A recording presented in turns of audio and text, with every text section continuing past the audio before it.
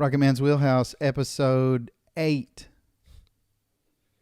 Jeff Boggs. How's it going? It's going, man. Indeed it is. So you were asking about Chommy. Yeah. What's her story? Yeah, so everybody needs to chom down.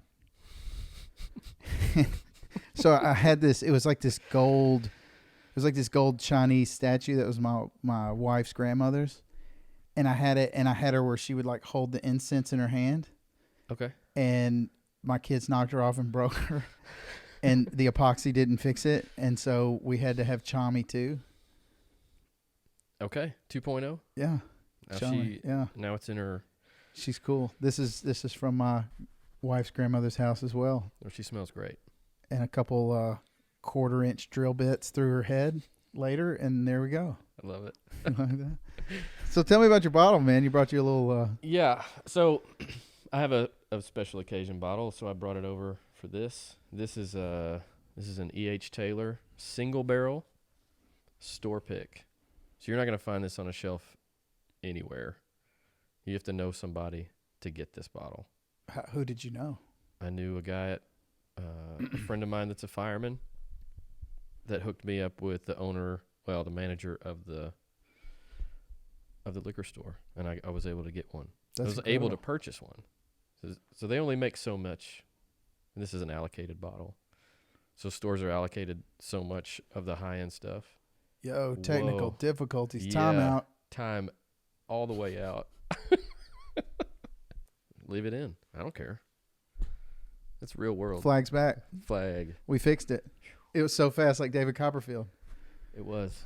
It was down. We had to jump on it. We're basically Navy SEALs now. We'll be in the Iwo Jima. That was the new Iwo Jima. I'm gonna make that the clip for the whole beginning of the podcast. It's just us going. I like it. No, so this distillery only gives so much of this. Where is the distillery? So this is gonna probably be Buffalo Trace. Yeah, Frankfort, Kentucky. Oh, Frankfort. This is a Buffalo Trace product. And Colonel Taylor, E.H. Taylor. There's a lot of history about him. Yo, has this bottle gotten canceled? Like, what do we know No, about Colonel E.H. Taylor? We're not. I don't think anybody cares. He's from Kentucky. They didn't pick a side, right? No, they're Commonwealth. It's no big deal. It's no big deal. But yeah, it comes in a special a special tube. So like, if you were to see this in a store somewhere, this tube, people would camp out for it. They would camp out for that. It's a big deal. That's awesome. Yeah. So I got one. I feel grateful that you brought that and showed that to me. Well, yeah, of course. It's it tastes even better. It's fantastic. Well, you enjoy that. Yeah, definitely. So man, we were looking at all the records that were in the garage, and you keyed in on a few. Oh man, dude, your record collection is it's on out of point. control. I don't know. Depends. I guess that's subjective. Yeah. Well, you had what did you have? You had I saw the Gorillaz. I saw John Mayer. I saw Tupac. I saw Tupac. Glock next to Tupac. Glock next to It's fitting. It is. Yeah, and I know I just like kind of inadvertently, randomly handed you that the Mark Knopfler. Signed Mark Knopfler too. Come on, that's. You know why? You know how I really, really got into him? Because I mean, everybody knows Dire Straits, sure, and you've heard Money for Nothing, all those songs. I was working in northern Florida, close to Tampa, and Mark Knopfler was playing at the amphitheater in St. Augustine, which was like an hour away. And I looked on StubHub, and I could get a ticket reasonable. So I called my father-in-law, and I had called my uncle separately. Both of them they're about they're in their 60s, 70s now, and they said, I said, should I go? And they said, if you don't go, I think you're crazy. So I drove across like late one night, go over to the show, and I was the youngest person there by like 20, 30 years, easy. So I walked right down to the front and just kind of hung out and watched the show and was absolutely blown away at how good he really is. So I come back to Nashville, and I'm just telling my wife how great it is, Yeah. and how good he was, and I was like, if he ever comes again, you have to go. And so it was a couple years later. He announced a show at the Ryman, and I joined his fan club too. After one show he had me, I was a fan club, and so I got an email where we were getting a pre-sale.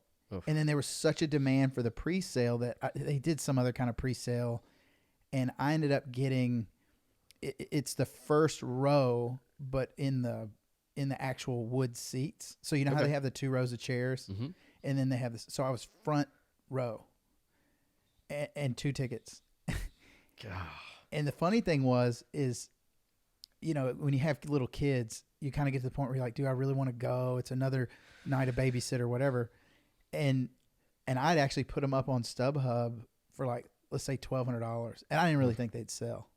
And I don't normally do that, but I did it just to see. And I got really scared they would sell because like the demand for the tickets just went through the roof. Yeah. So long story short, we go to the show. It's insane. And then afterwards, there's like 30 people hanging out, and there's a security guy that comes out, and he goes, hey, Mark is going to come out, and he'll sign one thing for you. Right. But let him get in his car and then come to the window and one thing each and whatever. Okay. So here's this dude, Rock and Roll Hall of Fame guy. He does not have to do this, man. He doesn't. Sits in the car, and we walk up, and I hand him my hat show print, and he goes, that was actually what my wife got signed, but he goes, how you doing? I was like, hey. And I don't normally get starstruck by anybody, Yeah. but I was sitting there just thinking about the gravity of who this was. God, yeah. It's, I totally agree. And I like to see, people like that like we talked about earlier, but he could walk through the Walmart where we live and people probably wouldn't notice who he was, even without a mask on. You're not going to really go, good, like a Justin Timberlake or something like that walks through. And they're just as, if not more important than the actual superstar. And one of the things so I watched your review on Greta Van Fleet, and my son is a big Greta Van Fleet fan. And I felt the need to say, well, if you like them, you need to listen to Led Zeppelin. Because to me, when I first heard it, I think we all did, said, okay, we know who their inspiration is. And if you're going to copy someone, that's a great group. And I felt the need to make sure that he knew who Led Zeppelin was. And he said, yeah, man, that's good, but I like Greta Van Fleet better. I'm just like, but you can't, but like we, in our generation, we loved Michael Jordan. We didn't have to go back and appreciate Dr. J and, all of the old teams to know that Michael Jordan was our guy. Just like if you're a Kobe fan, you don't have to be as big of a Jordan fan. You just get to choose who you like. And, I was into cycling for a long time and still watch it, but Lance Armstrong was my guy. We all had the bracelet, all that stuff. I didn't have to go back and watch all the Eddie Merckx and Bernardino footage to appreciate Lance. I loved Lance Armstrong and watched him, as you get into the sport, as you get into what people do, whether it's music or athletics, you can emulate them. Like we all had Jordan shoes or you had the jersey, but a story, I was riding my bike in Brentwood and there's this gigantic hill and I'd been trying to go up it, and I couldn't do it. 9% grade for a while. And I would try and get up it and I would turn back around because it was too much. And one morning I was going up this hill and I'm rocking my bike back and forth. I can watch my valve stem on my front wheel like just go. And I'm like, God, I'm going to do it. And I realized I had enough in my tank to do it. I was going to finish. And I'm going, oh my God, this is amazing. And I hear something behind me, but like talking. And I thought, what what is that? And I didn't even have the strength to turn my head around and look. And these 3 ladies were on their bikes, and they just, and there's a famous cycling commentator named Phil Liggett, but he describes it as dancing on their pedals. They were dancing on they just went right past me. And I thought, I was so demoralized, and not because they were women, but because I had tried for it could have been anybody. It immediately just takes you down a notch. And I can't imagine being on a level playing field with Lance Armstrong. And then because I think it's obvious now that pretty much all the top riders were doping. So he was just whatever. Anyway, but watching him, you can go back and watch this footage. It's all over the place. Watch him mentally just sniper accuracy destroy these riders. He's studied them. He knows where their weak points are, and he just attacks. It's insane. So you can I had everything. I had the expensive bike. I had the shoes. I had the kit. I had the helmet and the gloves. All of it. I'd taken my shoes. Like, it was all there. But if I didn't have it in me, I wouldn't be able to do it. And just like you look great, man. Do you still ride the bike? No, I do more running now. It's so easy to just buy a pair of shoes. Yeah. And you can go run for an hour and get a great workout in. But if you ride your bike for an hour, I mean, you're kind of warmed up. I see a lot of guys go through here. Running or riding? Riding. Okay. I don't see a lot of running people. I see people walking. Okay. And walking their dog. Great step. And yeah, but I'll take you back, man, to, we were talking about the music and the Greta Van Fleet stuff. Mm-hmm. You were saying your son, you got him, you were trying to point him towards Led Zeppelin. I guess I get his point, because if you think back when we were young, yeah, I mean, we still like Pearl Jam. I'm assuming you like Pearl Jam, sure. Alice in Chains, yeah, like the core stuff. Oasis. Did you like Oasis? I love Oasis. Don't get... dude, he's the Noel Gallagher. I've also met him. I had his signature Epiphone guitar.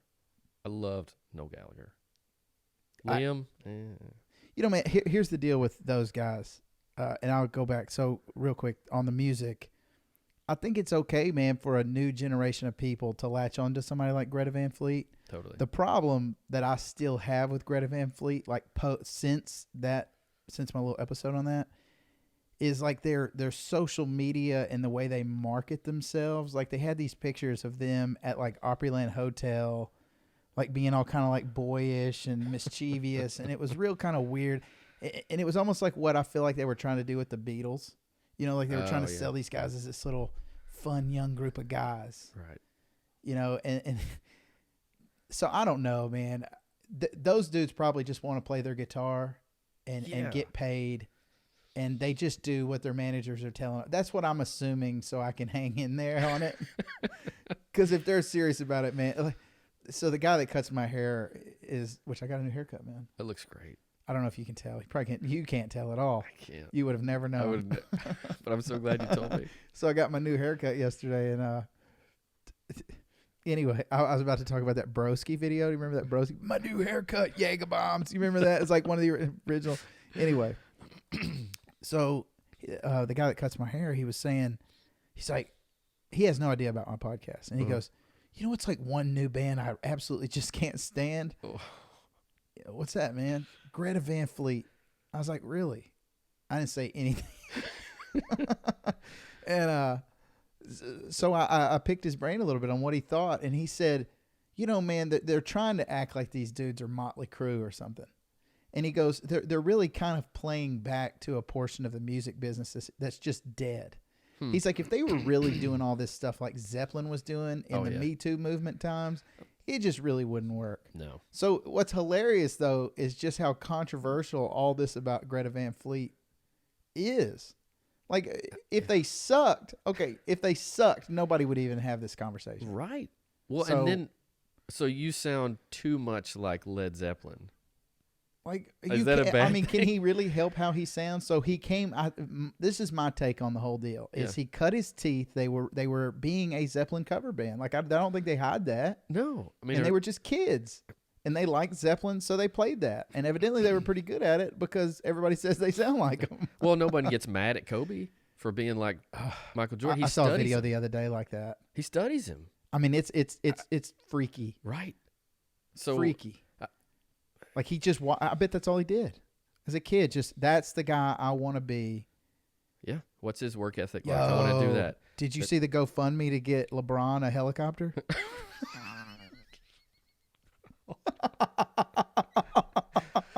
Too Anyway, soon, yeah, too soon. so- GoFundMe. That was terrible. That was. Oh my god. Yeah. So Greta Van Fleet. Yeah, man. There's something there, and Yeah. that new album has some progressive moments that I thought was good. Yeah. I can't deny it, man.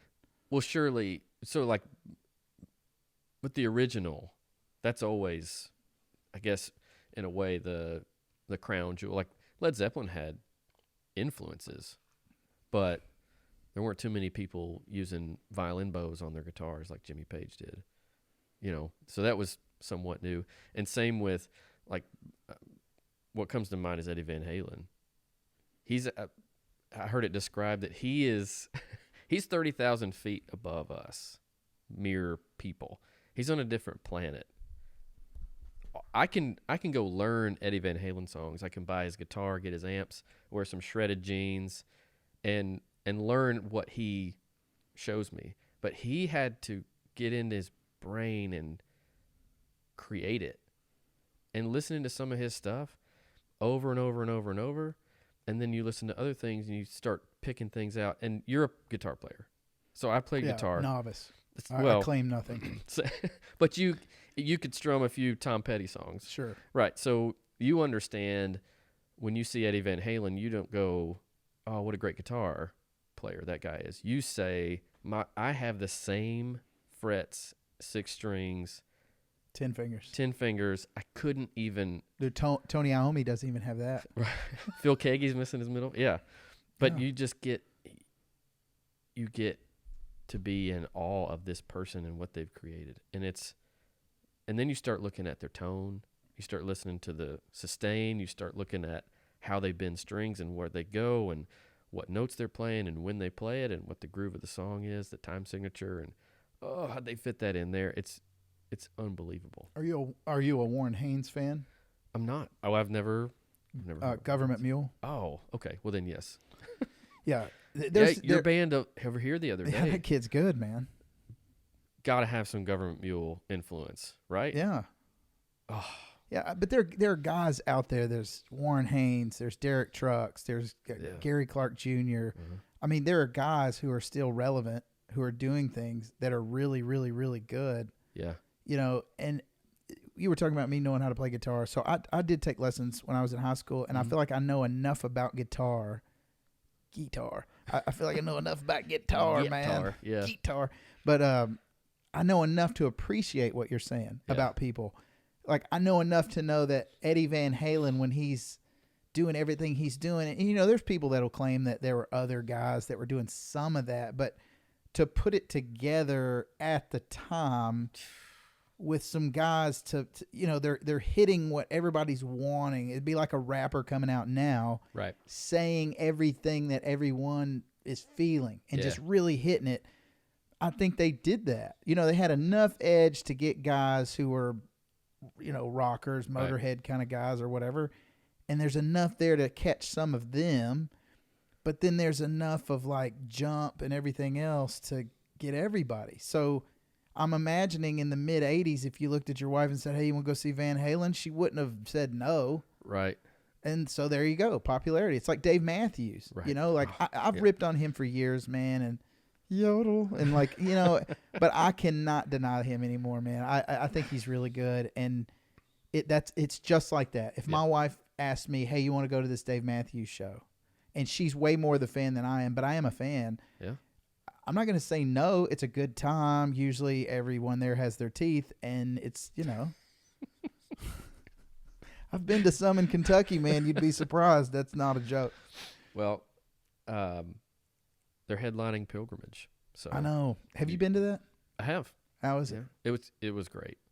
Sell me on it. I'm not a festival person. Well, I'm really not either, and I kind of have a tainted view. So I worked the event as a fireman. So tell everybody about that. Some people may not know. Right. So I work for the Franklin Fire Department. You don't just work. I found out about you. Oh, you did? Oh boy. I did. I work and I play. You are a lieutenant. I'm a lieutenant. Yeah. What does that mean? So that just means that I'm in charge of the truck and the people on it. Cool. So at my station now, there's a lieutenant and a captain. So the captain is in charge of the whole station. So you have a fire hall and you have multiple apparatus, right? Sure. So is that what you guys have? Mm-hmm. Do you have an engine? We have an engine and then a truck and a tower. Yeah. Okay. Are you on? I'm on the engine. Okay. Yeah. So the captain is in charge of the whole station, along with his tower company, and then I'm in charge of the engine company, and I'm also I guess the easiest way to describe it is more like an assistant manager. Hey man, don't yeah. sell yourself out. You're I'm over somebody, bro. Well, yeah, I'm over guys that know exactly what to do, so it's really easy. At the moment, I have a great group. Awesome. Yeah. So there's if you see a fire truck going down the road or an engine, or tower or whatever. So typically we call trucks, a truck, an apparatus, but it has a ladder on top of it. So it can be, we call it, in Franklin we call ladders the trucks that have a ladder on top of it, no bucket. So our tower trucks are the vehicle with the bucket.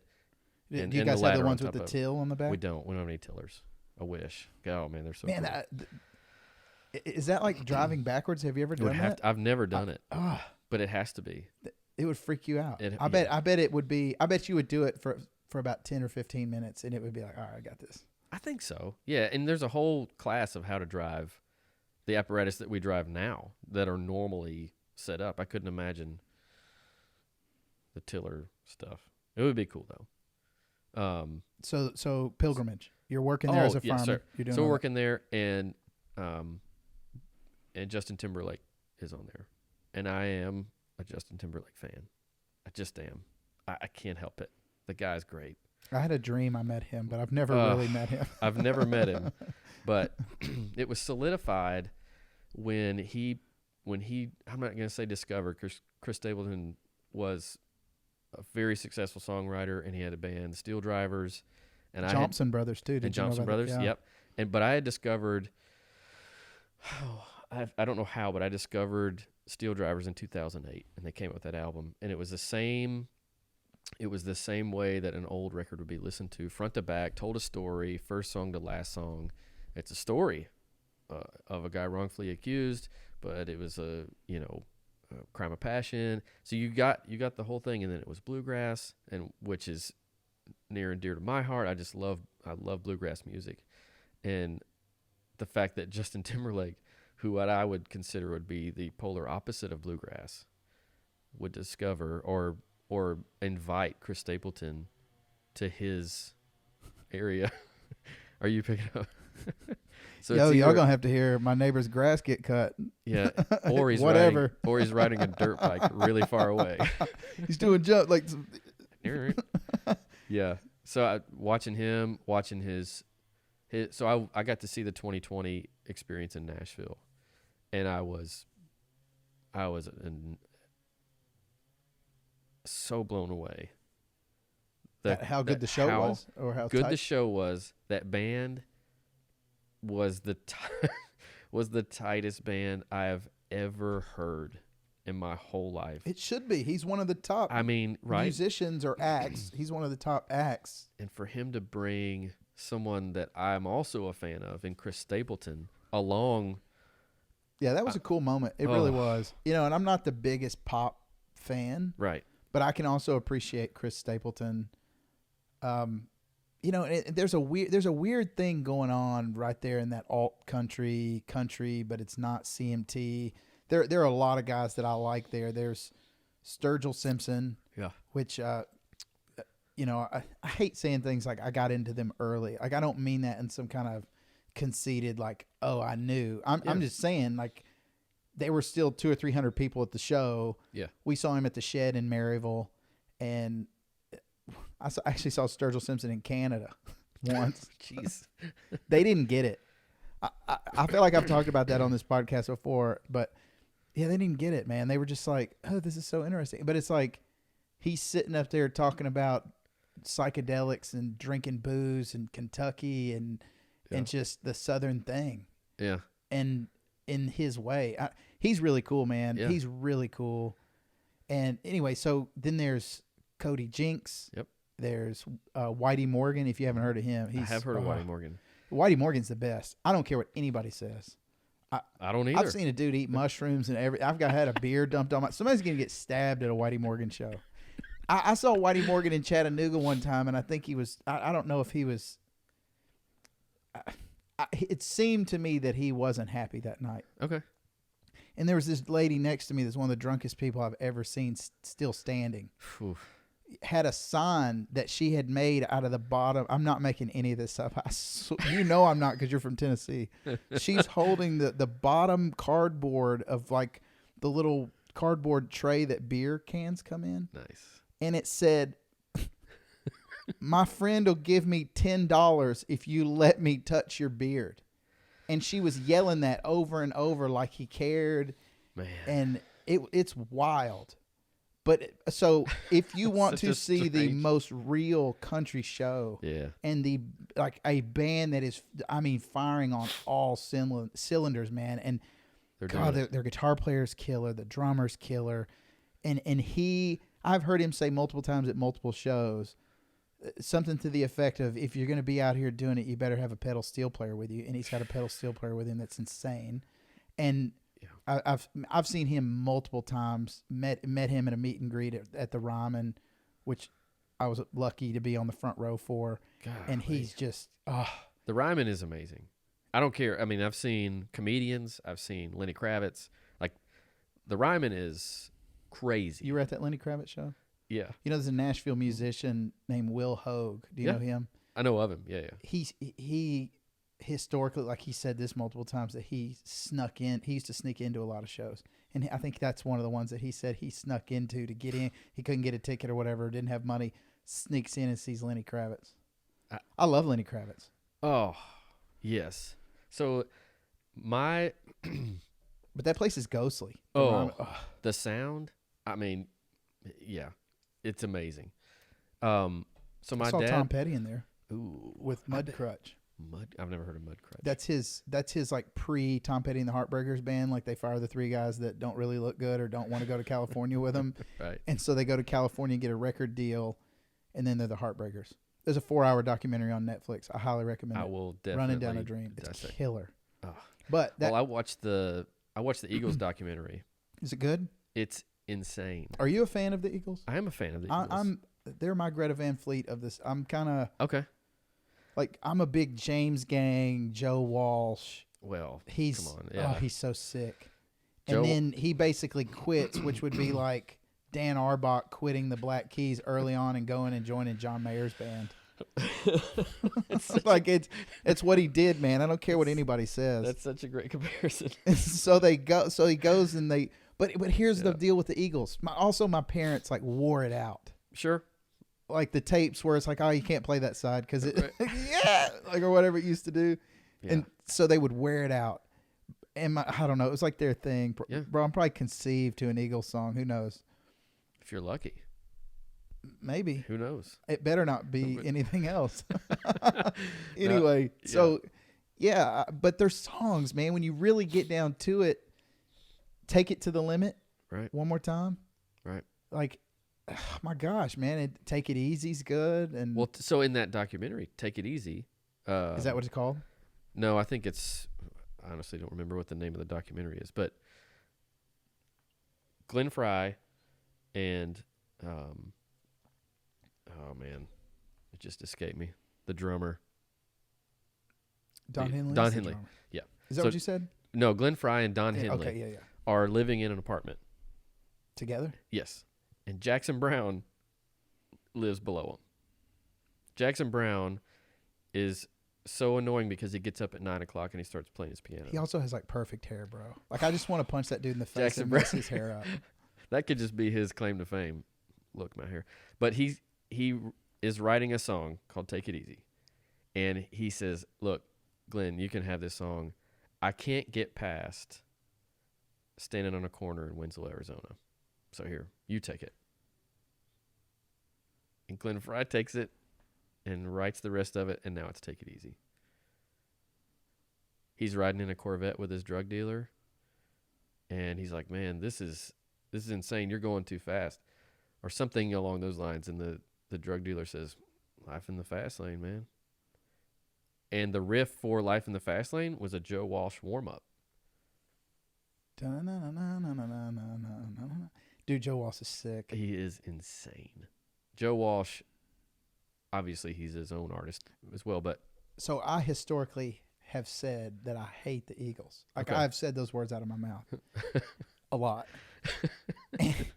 And I don't really, I couldn't explain why at this point. I don't really think I do anymore. I just kind of appreciate it for what it is. If it comes on, it really does sound good. yeah. I even go look up some of their songs sometimes. I think the reason I discount them is if you start listening back through their catalog, Mm-hmm. they don't really have the deep tracks that I think other bands have. Like if you go dig back through Zeppelin, Yeah. there's Physical Graffiti is some of the best music ever made, and I would say most people don't know it, but I mean they play every song those guys ever made basically on Rocket 105.9. Sure. Sure. The Rock. The Rock. That's the closest I've ever sounded to that. That felt awesome. That felt great. Probably the haircut. The haircut gets you there. I'm cutting through the wind a little better. It's so aerodynamic. No, we get through the Eagles for me. So dude, I hate to cut you off. No, go for it. But the reason I hate them is I don't know if my parents wore it out or whatever. Yeah. But I'm gonna go see Joe Walsh and Bad Company at Fontenelle. Okay. And Rich Robinson from the Black Crowes was filling in for a guy. So there were all these incentives for me to go. I'm a huge Black Crowes fan. Mhm. Rich Robinson was there, and he's filling in. Chris's brother. Chris's brother, yeah. And he and Joe, it was going to be Bad Company first. And I'm a big Paul Rogers fan too, man. My dad took me to a lot of Paul Rogers shows. Okay. And that dude's a health nut, number one, which I can appreciate. Any grown man that's still trying to do what you're doing over there on your little bicycle or running shoes Yeah, man. and your UFO socks. Yeah. Everybody likes to talk about the feet. Here we go. UFO alien abduction socks. There It's we not go. just, I'm not a cattle farmer. There's more to it. Yeah, so we're seeing the show. Okay. I met Audley Freed, who was also a guitar player for the Black Crowes. He was there. Jeez. But that was the second time I met him. I'm not getting off track. I'm coming back to Joe Walsh show. Let's do it. But I met him and his grandmother when I used to, or no, it was him and his mom in the frozen section when I worked at Whole Foods. So after I worked at Sherwin-Williams, I was at Whole Foods. And I knew who he was because I'm a huge Black Crowes fan. And I said, hey, you're Audley Freed. And he's like, super cool, kind of tall, lanky guy, just that super chill musician type. And he said, yeah, this is my mom. And we talked for a minute like people do in Nashville. Yeah. But so I'm at the Joe Walsh show, and my wife, Vince Gill, is like right there. And I talked about that yesterday last weekend with Wiley. Oh, yeah, yeah. So my wife got a picture with Vince Gill. We don't usually do something like that. Like I have a Yeah. couple pictures with musicians. We have a picture, bro, when we were in college with Johnny Lang. Oof. It's just like a real skinny version of me with a Stevie Ray Vaughan shirt on, and my wife and Johnny Lang behind the Ryman. How heavy is that? So There's a lot there. So we're gonna go see Bad Company and Joe Walsh, and I'm like, all right, I'll see Bad Company. It'll be really cool. I hate the Eagles, man. We'll just check out some Joe Walsh, and then we'll leave early. No, dude. Mm-mm. Joe Walsh was having none of that because he came out just ripping, dude. He still plays some of the old James Gang stuff, and that dude's he's a character. Yeah.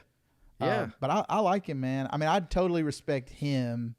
I respect Don Henley. I really do respect all those guys. Sure. You can't deny that they wrote some hits, and Oh, they yeah. marketed it great. Yeah.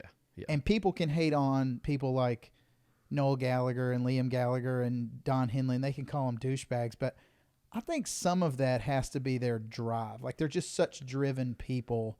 Maynard from Tool's the same way. People say they're douchebags, or they're self-centered in some way. But I think they're so driven, and especially in Don Henley's case, like they're so driven to just do what they're doing. Yeah. They don't have time for the bull crap, man. They really don't. I totally agree. I think once and they talk about it a little bit, but when they went back on the Hell Freezes Over tour, Glenn Frey and Don Henley are going to get paid a little bit more than some of the members that weren't in there, that weren't touring on their, side projects. And the argument was made, the only reason people still know about the Eagles is because Don Henley and Glenn Frey have kept the name up. So we're going to get paid more. And if you don't want to come out, you don't want to come out, but it's kind of what's happening. And Glenn Frey even talks about, some of the other members were mad that Don was getting a lot of the vocal tracks. And he's like, he's Don Henley. Why would we not put him on there? And Glenn Frey's got a great voice. But I saw them in Nashville when they came to the Bridgestone. Was Glenn Frey still alive, No, or was it his son? It was Vince Gill It was Vince Gill and then Glenn Frey's son. How was that? It was unbelievable. So we had a friend that I went with my cousin, Steven, and we're in the nosebleeds. I'm so glad there's a Jumbotron. And then I have a friend who was able to get me closer to the stage. And then the Jumbotron bugged me. That's how close we were. Hang on, dude. I'm dying inside. Dude. Do you know how funny it might be to somebody that's not from Tennessee or the South for you to say you went somewhere with your cousin? Like, I was sitting there thinking in my head, I'm like, dude, people move from like other countries to here, and they have like this really thin group of family. Born and raised. Bro, we got cousins we hang out with, dude. Yeah. I meet family in Walmart. Like, we're here. Folks. Yeah, we're folks. Just it's my family. Hanging out with folks. Yeah. I mean, I get tons like of family. Like you eat here. his mama's casserole. and and Christmas dishes. And you would too if you've tasted some of the stuff she makes. So y'all go to the show. So we go to the show. We're closer now. It's unbelievable. So the stage is dark, and the Eagles have come out, right? Everyone, the people close, like you get the front row experience. You can see them walk out, and they'll, whatever. So the crowd starts, the lights, these spotlights go, and they start into Seven Bridges Road, a cappella. And you can't help it. You're blown away. You've added Vince Gill into the mix, Sweet Pea, as he's known. Dude, have you been to his show at 3rd and Lindsley? I haven't. Bro, I love 3rd and Okay, like Lindsley. pre-COVID, I don't know that people understand this. Nashville's a really cool place. Totally. We need cool people to move here, though. All you cool people out there, come here. Yeah. I don't know. They get But you could go see Vince Gill like every Tuesday night. It's not a big deal. Dude, I've seen somebody lay a $20 bill on the stage and ask him to play a song, and he said, I'm married to Amy Grant. This is basically like tithing. And I was like, this is the closest that I'm actually going to ever see to the Opry, like what it was really like. Sure. Where they were just getting down and having a good time, and this is Nashville and hooping and hollering and just doing their show. And it changed the world. Like, there's a picture. So there's a small town just outside of where we are now called Bethel. And there's this store there called Nets Market. And there's a picture in Nets Market of Nets Market back in the early 1900s. And there are people dressed up in chairs gathered around a radio to listen to the Grand Ole Opry. Think about that. I have a friend that when his parents, he's older than I am, but his parents would make them dress up when they watch TV because they thought that the people could see them. You better not do anything in front of this TV because they'll see you. How great. I mean, the idea of everyone dressing up and going to a place to listen to a radio. I remember my great-grandmother had a black and white TV. Yeah. That's as far back as I think I can think about a TV. Yeah. And I remember she married I called him Uncle Jerry, but Uncle Jerry wasn't really my uncle. Uncle Jerry, because my great-grandfather had died early and of cancer. And so she had remarried, and he had 2 little kids. She helped raise them, but she was mean, bro. She was mean for real. and he was sitting there watching black and white basketball because my family wasn't Wow. into basketball, and the reason I remember that is I was like, he likes basketball. Yeah. Because I never, my dad watched football, maybe some baseball, but football, and he was watching it with no sound on. And I remember getting in the car and asked my dad, like, why was he watching it with no sound? And my dad was like, because her mean ass won't let me turn the sound up. I think that's a direct quote. Yeah, direct quote from him. Yeah. Well, Just mean.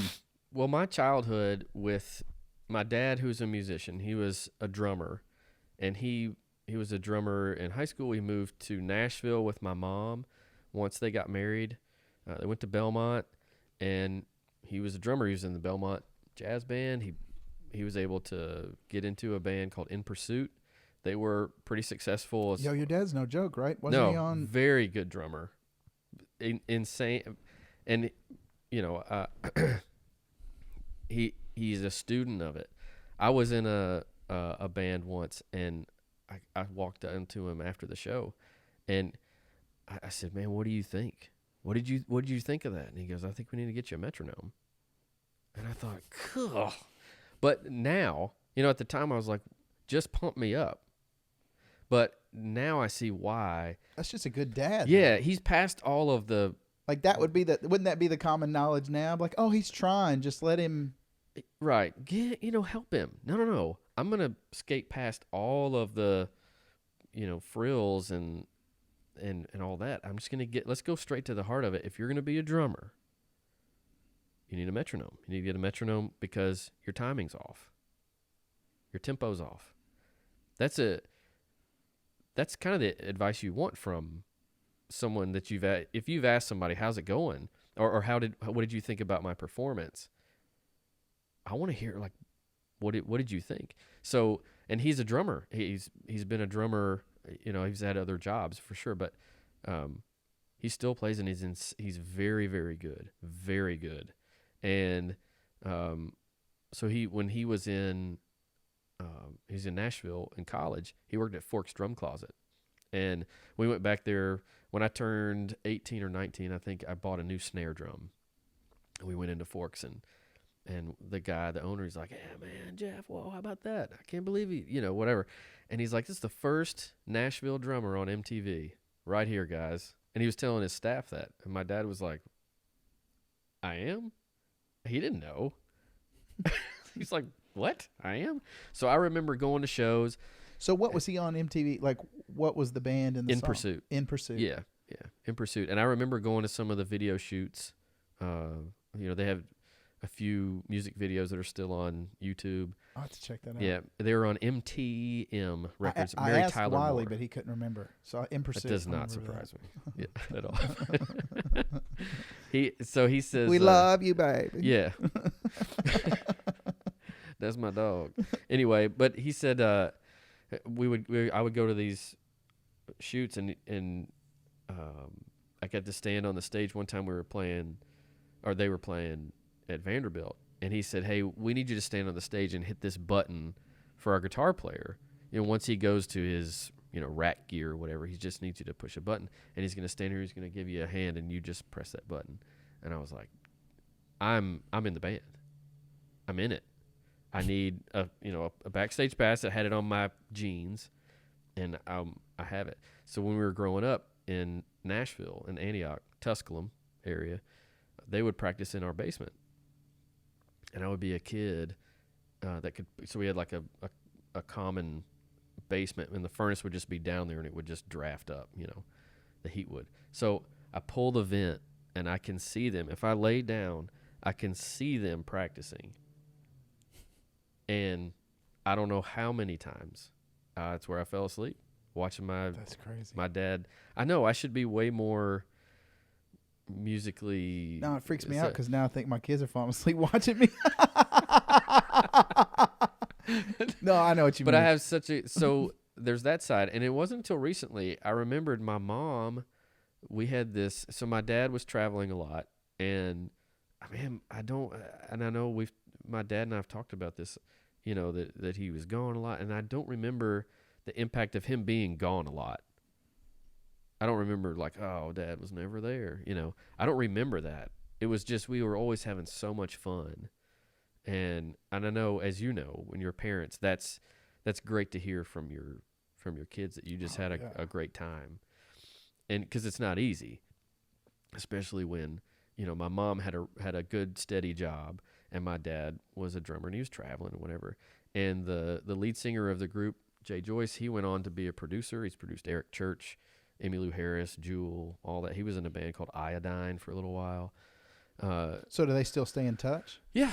They'll talk quite a bit. And then Emma was the bass player. She works or at one point worked for Capitol Records. So they're all in Nashville. And Jay Joyce you can look him up, man. That guy he's a savant with That sounds music. very familiar. I can't place it though. I think his studio's in an old church. So I kind of got into, and I want to hit this before I go on.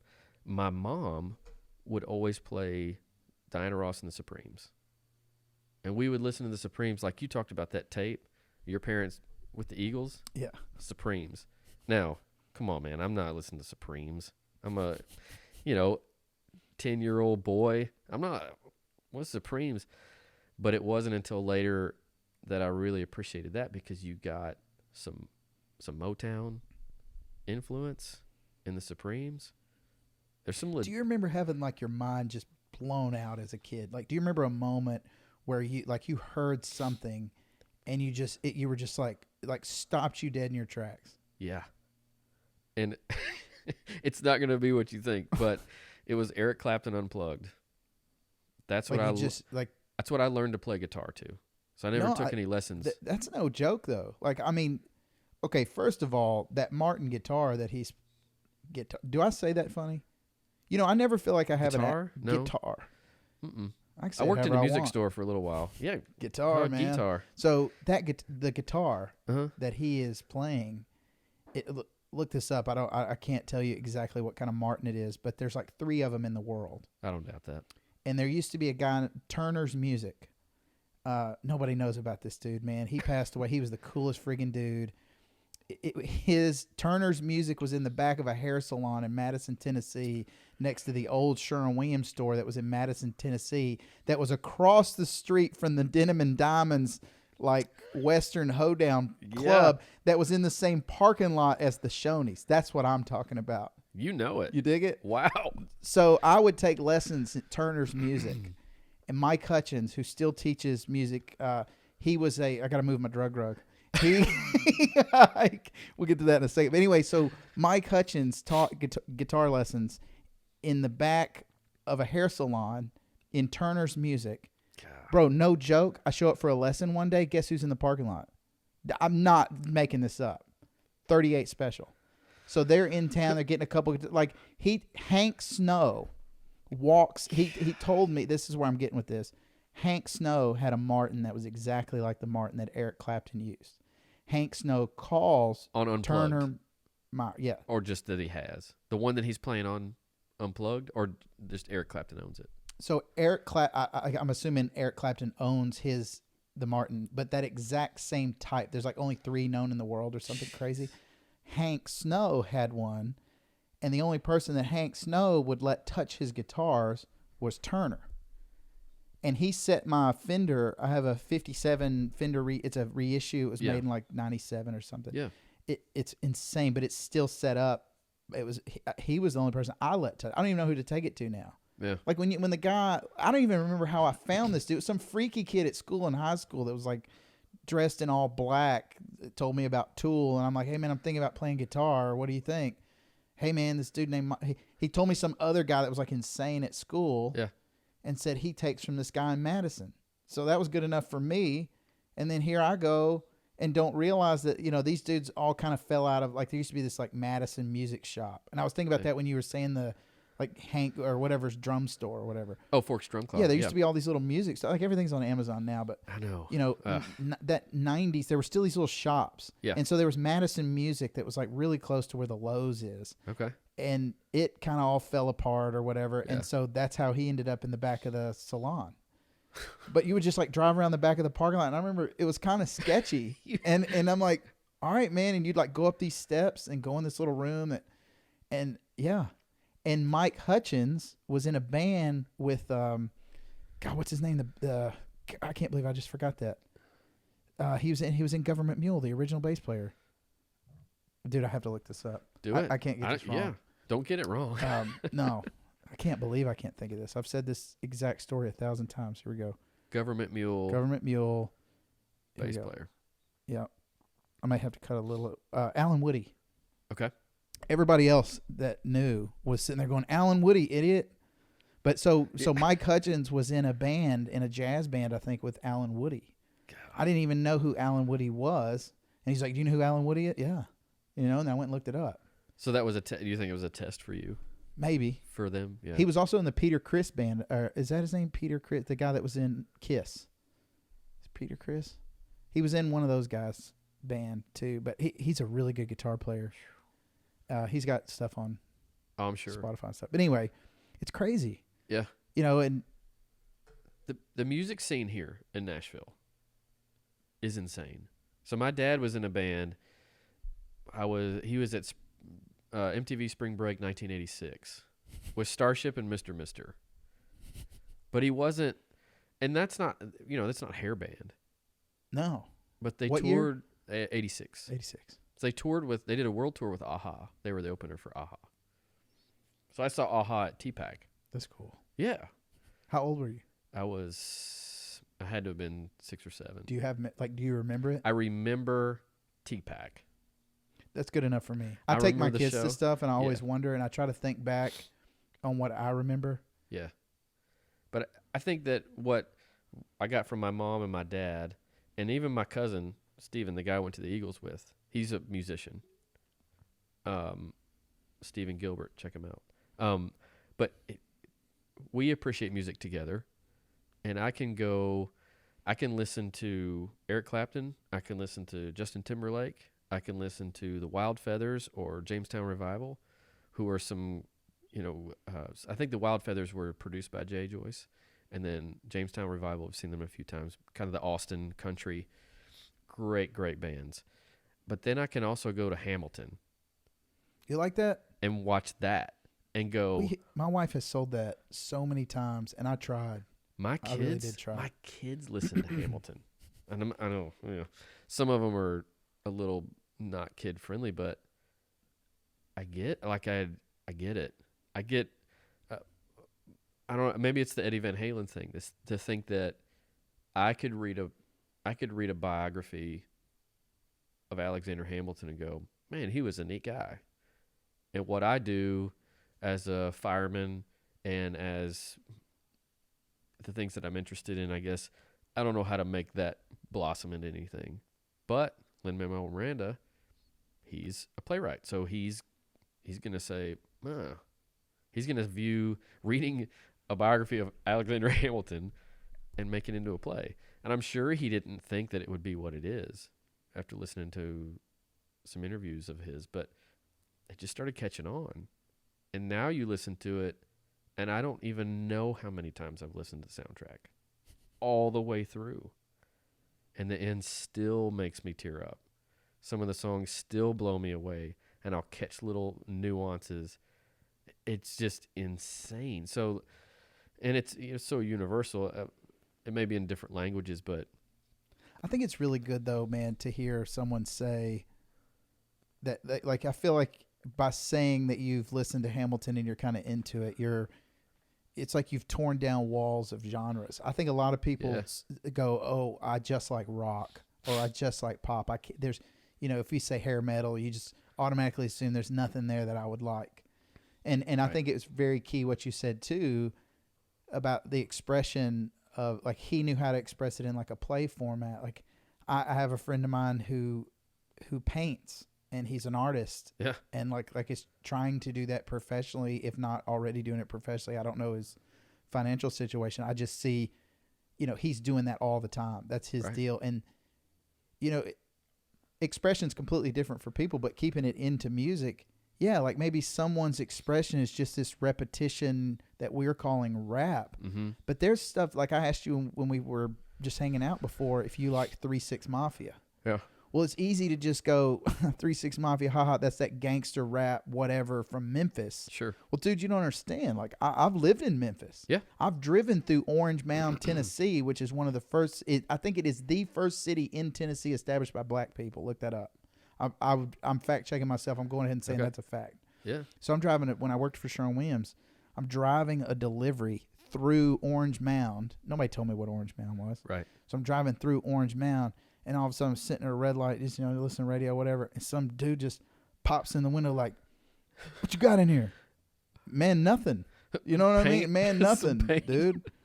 And so anyway, like 3-6 Mafia, they're growing up in the hood. They're living in the hood. They're going through all this stuff. I think they were living that stuff. Yeah. And I told somebody this the other day. It's like it's like a boxer who's fighting his way out of poverty, who's fighting his way out of this situation that he doesn't want to be in, and maybe he doesn't have a good home life or whatever, and it's the only way they know how to express themselves.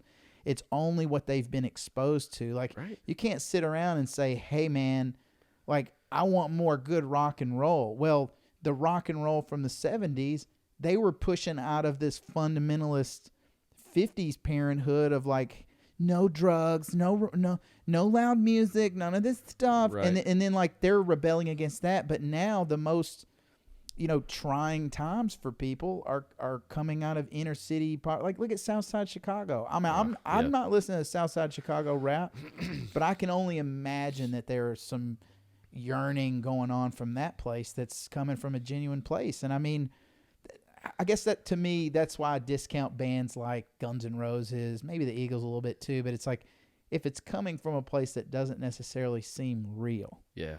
Like, do you know who Colter Wall is? Mm-mm. So Colter Wall is a singer-songwriter from Saskatchewan, Canada. He's like a rancher.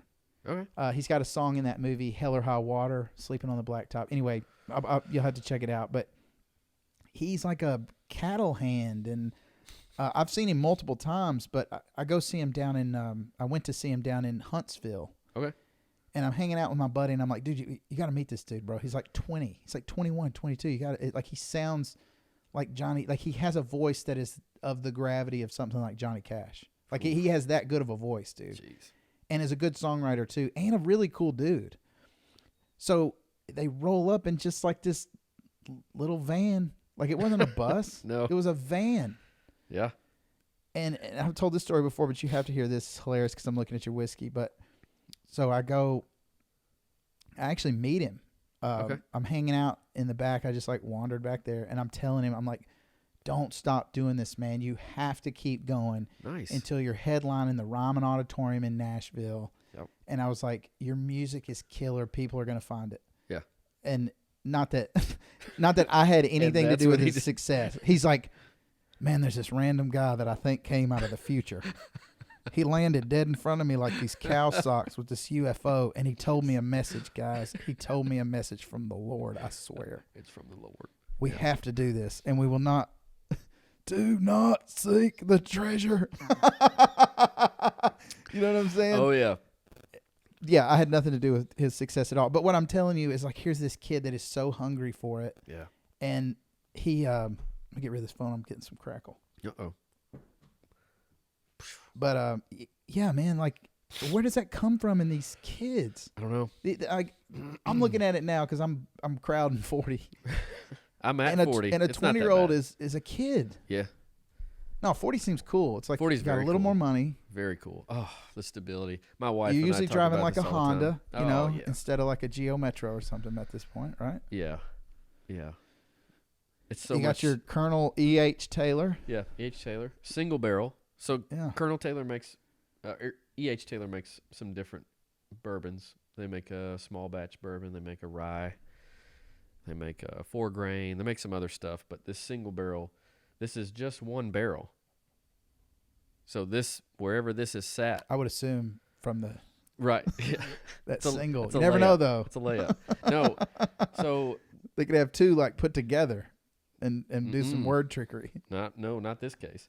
So small batch it's a smaller batch of barrels that are put together and bottled. Killer. This is a single barrel. And whatever taste profile you get out of this bourbon, you're never going to have again because that to be classified as a bourbon, you have to have new charred white oak barrels aged longer than 4 years. It has to be in America. Where are they sourcing all that oak? Well, a lot of the distilleries will have.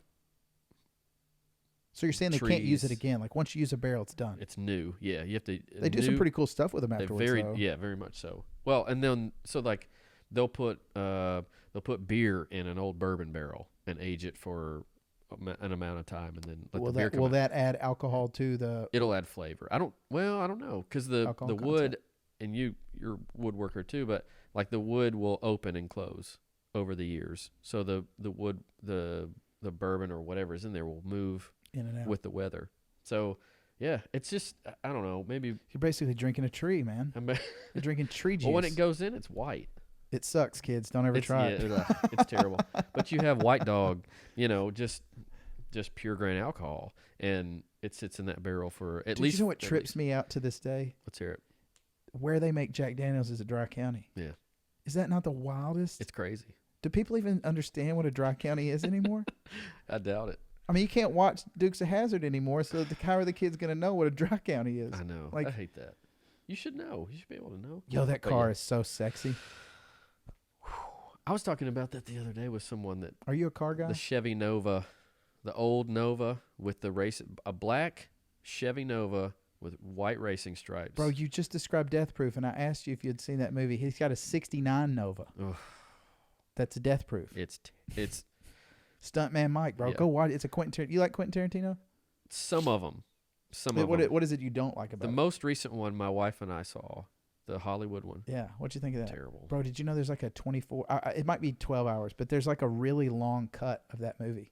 What I watched was too long. I fell asleep. And I like... See, I think that's hilarious, though. And maybe I just like to suffer. Maybe that's what this podcast is all about. But it's like, what is so killer about that movie is the whole nostalgia of like the car scene and the way they're filming and like the ode to all those old movies. Yeah. But I don't need to watch. And then all of a sudden, out of just left, like you think you know what's going to happen the whole time. You do. You think the girl's going to get murdered. And nope, I'm ruining this movie. I don't care. They're not going to watch it. So it flips at the end, and all of a sudden that scene is just so crazy. It's the worst. And it's so random, but it's hilarious to me. Yeah. I don't know. He's got some good shows. So what do you... For me, it wasn't. Are you a movie guy? Do you like movies I love, or TV shows? Dude, comedy. Like stand-up? I love stand-up for sure. Love stand-up. Do you my wife and I go to Zany's all the time. Who do you go see? We go see Dusty Slay. Dude, you know, I think I can do that. I want to do stand-up. I really do. Here's the problem with doing stand-up. The stand-up I want to do, I have to use profanity. I've already written it. I have about... I'm not joking. This is not a joke. I'm not making this up on the fly. I have about 10 minutes that when nobody's here at the house, I will do into the mirror to myself, and I think it's genius.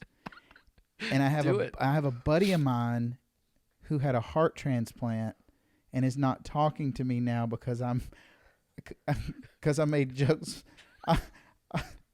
So like when you're messing with people, I was making jokes about him having sex with his mom, which is way too far. That is, and I don't know if that's why he's mad or for other reasons, but he's not talking to me right now. But I really want to run this 10 minutes by him. But anyway, I have some material, man. Like I'm gonna have to, dude. You know what I'm gonna do one time? I think I'm gonna set up in here. Open mic night.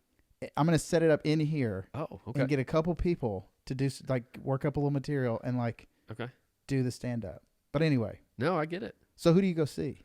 So Dusty Slay. Dusty Slay is great, man. He has a podcast, doesn't he? He does. Did you already say that? Maybe. Whatever. I don't know. Go ahead. He's very funny, kind of dry, but very funny. We've seen Nate Bargatze. Lots of white people. 2 white people. I don't know if you'd say that's lots. But Zadie, no, the reason I really like black comedy, man. Oh, like that's who I want. That's who I feel like I would appeal to.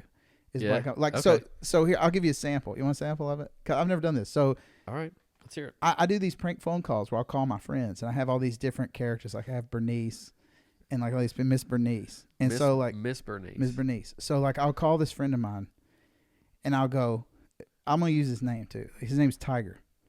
He's gonna come on here. So I'm like, Tiger. I have to close my eyes when I do this too. I don't know why. So I'm definitely gonna have to do my act with sunglasses on. But I'm like, Lord Tiger, this is Miss Bernice. I was just calling to see what y'all was doing, and the weather was crazy. I don't know if y'all saw that, but you just tell your lovely wife and your beautiful little babies that I said hi, and anyway, just call me back when you get a minute. Okay, love you, baby. Bye. Fantastic. So. What a great impression. So here's the premise of my joke. Oh. I'm going to say that I voted for Trump, right? And they're going to boo me because, yeah, it's Nashville or whatever. And I'm going to go, no, you don't understand. Like, I'm possessed. Like the Lord gave me a demon, and it's a 70-year-old black lady. And then like the I don't know. I don't know what. I don't know. So anyway, yeah. But man, here's the problem, man. Comedy has to continue to be that edge. Yes. Where you can say whatever you want. Yep. And you can, man, because who else is going to keep people in check? If you don't have a group of people that can laugh at every, a lot of conservative people like to hate on SNL or whatever. Yeah. And maybe it is political, whatever. But if you don't have something to mock. Yeah. Like the ruling class, then what do you have? And not realize that it's just satire. Yeah, like people really? just want to laugh. Like stop taking everything so serious, man. Like just laugh. And that's what's so great about Zanies. Mm-hmm. I don't know what all the COVID restrictions and stuff have done to Zanies, but I've seen D.L. Hughley at Zanies. Yeah. Did I see Charlie Murphy? I saw Charlie Murphy, bro, out in the Improv in Kansas City. Bro, that was so funny. Wow. Yeah, he was. I love the idea. So I've watched a lot of the Comedians in Cars. You think you could do it? With Seinfeld. You think you could do some stand-up? I don't know. Yo, do you like Jim Gaffigan? Yeah. I saw him at the Ryman. I don't. I don't know about him, man. I've tried. I don't get it. It's like super, super, super. I mean, but for where Jim Gaffigan is, to where Kevin Hart is, to where Dusty Slay is, to where Nate Bargatze is, to where D.L. Hughley and Charlie Murphy. I mean, you go try it out. We saw Kickner. He played the whammy guy and the. What's the Indian guy? Oh, Aziz Ansari? You like him? Hilarious. We had me and my buddy who had the heart transplant. We had tickets to see Aziz Ansari. Yeah. This was like 2019. Yeah. And he was coming to try some new material. It was one of those like last minute deals. Sure. But the electricity went out. Oh.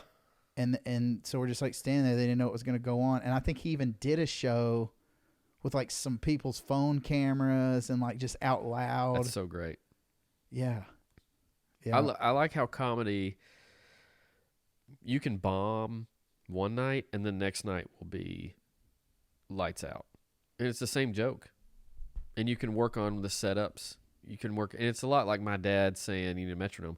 But those guys, they have a joke and they can make you laugh, but they're trying to fine tune it. So when we see some big names come through Nashville, we see Kevin Hart come through. We see those, especially in the Zanies level clubs, they're working their material out, and they're grinding just like an athlete. Yeah. And it's a craft for them too, and they want to make sure that they give you the best possible performance. And I mean, my wife and I go to Zanies, and we will be like pushing our cheeks because we're laughing so hard. So your wife likes it too. Loves it. Yeah. My wife is, we were talking about this the other day. So we had some friends at one point that would say, we would call each other best friend. And it annoyed us. Best friend, would you grab me a blah, blah, blah. And it's almost like, it's too, all right. It's too many syllables. Yeah. And it annoyed us in private. Of course, we wouldn't say anything to him. But we were talking about that, and she's like, well, I think you're my best friend. And I said, well, I think it's gone past that, right? We're past best friends. But when you look at marriage, and obviously you're married, but you almost feel like best friend is like maybe 2 or 3 steps. You've passed best friend. Oh yeah, for sure. We're more at like caretaker. I'm at soulmate. Yeah. So like my wife and I like a lot of the same things, but we also like a lot of different I didn't mean things. that, by the way. I know what you mean. No, but I think about it all the time, man. It's It's such a like I different couldn't level. exist without my wife. No. now. I mean, how long have you been married? it'll be 20 years in December. We've been together 23. Dude, you know what mine is? 16. Yeah. That's wild, isn't it? It is wild. And she said, so my wife, and I agree with her, by the way, she'll say 13 of the happiest years of my life. And I'll go, oh, I can see that. I can see that. No, for sure. Because you can definitely see some years and go, poof. Oh. That was tough. You know, and part of the reason I started doing this podcast is for this very tight discussion. I have been so fed up and tired of like this surface level. We're not getting into religious discussion here, but that's fine. Just this surface level religious stuff where it's like there are people that have had real issues in their life. Sure. There are people whose parents have sucked or their parents had some suck years. Yeah. Hey, man, like we're sitting here saying you're 13 of the 20 years, whatever, like I could say something similar and probably everyone else that is having a successful marriage at 40, whatever, with 20 plus years would say that, you know, there's a couple years where, oh man, for whatever reason, sure, it could be financial. It could be, you know, fidelity or whatever else, you know, there's all different issues. It could be substance. It could be anger. It could be booze. It could be you're fat. It could be you just don't take care of yourself. Right. Yeah. It could be you don't wash yourself. You're just nasty. I mean, I don't know. Well, I'm serious. Like I know. I mean, I don't there's know. all the no. I don't. Yeah. Yeah. We're my wife pretty was not hygiene. nasty. Yeah. It wasn't nasty that got us in those we have years, great hygiene. Same. So yeah. Yeah. But anyway, so yes, I think people do need to realize that there are times where it's not easy. Yeah. And you work through it, and it really it's like you're whiskey man. Not to be cheesy about it, but it's like. You age over time and it's better because of it. And like everything that everything that I think back that me and my wife fought on or we had an issue on or whatever, we are stronger now because we solved that particular problem. Man, 1,000%. Yeah, like we have an answer for that. We have our policies and procedures on how to deal with skanks and do you know what I mean? I mean, it's just like, hey, like there was, I have a really good friend who listens to my podcast, and I'm not going to say her name, but I work with her, and she religiously checks out my podcast. And she had made a religious comment to me once and she wanted to make sure that it didn't offend me in some way. And I was like, you know, I appreciate everyone's beliefs and where they're at. And I would never think that you're trying to impose something on me or you're trying to offend me or like kind of push me into your corner of thinking. Sure. Like I don't even think like that, but I appreciate you being considerate of thinking that I might have thought that, you know what I mean? So yeah, I don't know, man, but I just think people need to hear that people have had issues and hey, you can work through it and it's even better. Sure. Like, you know, and I lost track a little bit right there, but I think what I'm trying to say is that my wife and I, having gone through issues, having solved those issues, continued to push through and like now it has created this space where, okay, we've hit most of the big things. Like basically if I just pick my dishes up and, and help. And as soon as you think that too, and I'm not going to whatever, but as soon as you think that, you get hit with something else. And I'm sure. It's a lot like a battle buddy in the military. I wasn't in the military, but grab the diapers. Do it. I'm getting them. Get the wipes. I'm on it. You call in she's reinforcements. Pooping everywhere. But you get to a point in your relationship where right now, if I had to choose one person that would be on this planet, it would be my wife. Like my third kid. No, I don't even have like it's not even a guess. We're at a place where, I mean, we have fun together. We want to hang out together. And now, do you guys do so? All the hobbies and stuff that you've talked about, the biking, the car, like we haven't even talked about your woodworking stuff. You do woodworking. Yeah. So how involved does your wife get in your hobby side? Okay, so when I was doing cycling a lot, It was taking time away, and in so many You didn't ways, get the tandem bike, did you? no, in so many ways, she made it clear that this is probably isn't going to work. So I sold my bike, and we got a camper. We started camping, Nice and move. I mean, right? So, Yeah. and it wasn't begrudging. It wasn't Play a little Bon Iver, roast some fine. I guess, marshmallows, bro. I guess it was she was comfortable enough to talk to me about that and say, you gotta stop. You're a fireman and you're gone every third night, and now you're Because there's a you're lot of riding this time in the bike." saddle, right, when you're riding bikes. And I didn't want to just ride around the neighborhood. I wanted to get good. I wanted to be on a team, and I wanted to, but I don't know, like you get kind of clouded when you say, "Oh man, I got to get into it. I got to get into it," and not realizing that the furthest that you'll get is maybe a local team. So what are you sacrificing to get on a local team? And what do you get out of the local And what do you team? get out of a local team? Do you get paid? Do you get No. a sponsorship? Do you No. get some stickers? Maybe you get some You get some buddies to hang discounted. out with? I got a discounted cycling kit. You know what you probably get? Some new single friends. Exactly. On their third marriage, and There are sacrifices to all that. right. To any So of it. for me, with her coming to me with that, it's not worth it. Cycling's not worth it. Okay, so we buy the camper, we start camping, and it goes great. I'm spending more time with my family, and so I have to give her respect for that, because she saw something and said, "This isn't going to work for me." Yeah, we talked about this in advance. We're doing all this for Mother's Day. Oh, that's Yeah. Remember that part man, we talked totally, about? No, I've got Mother's Day. We're No, good. In a But bonus gift here. bonus gift. I'll just give this to no. So you just get you're able to communicate with each other like that and say, "Hey, what you're doing and what you're passionate about, is it going to work for me?" And Yeah. then me say, "Yeah, all right." Yeah, because how many people would probably go, well, I already have all the deer stand and the Nope, golf clubs. it's gone. Yeah. It's gone. Like, it's not worth it for yeah, me. same. So I'm trying to think of an example of that. Usually my wife be- is just down to, like, she is down with whatever. Like, we've hiked. Yep. And we do that as long as we both basically wanted to. And with the woodworking stuff, though, I can do Does that she in my help, or- garage, and she will come up with ideas, and she Like- has in the past, like stuff for you to do, or 100.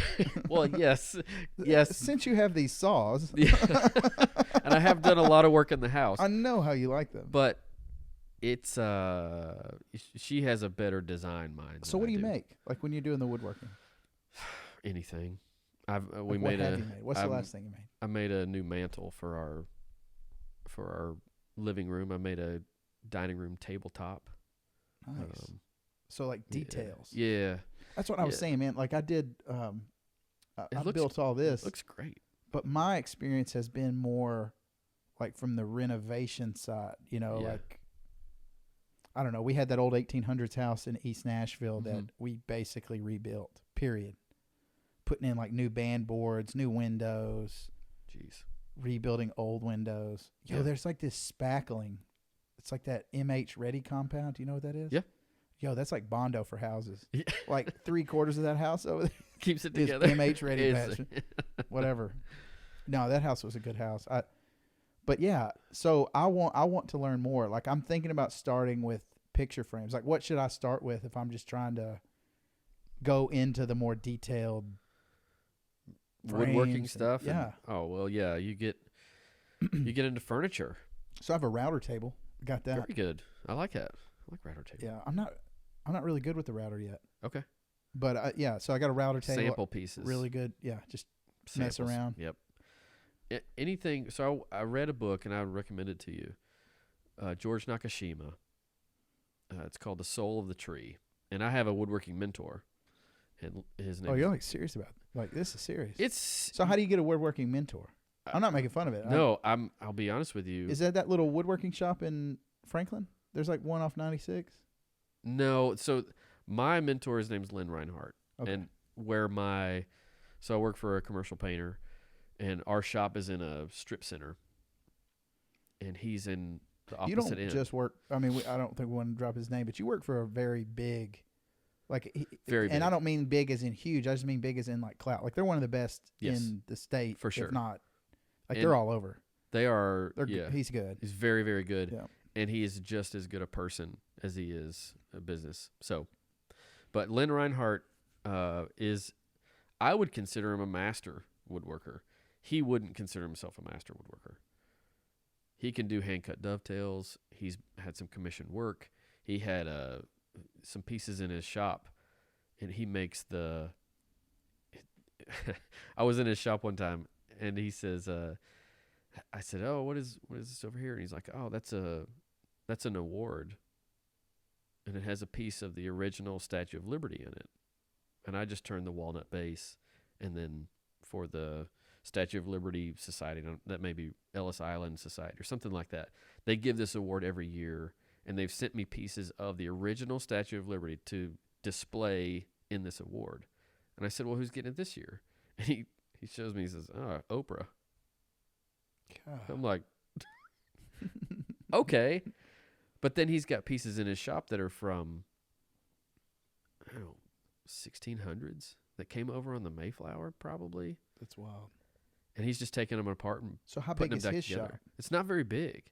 Like It's like 20 by 20 or it's probably like a garage? It's probably 20 by 40, 20 by 50, something like that. He's getting upstairs. He's very, very good at what he does.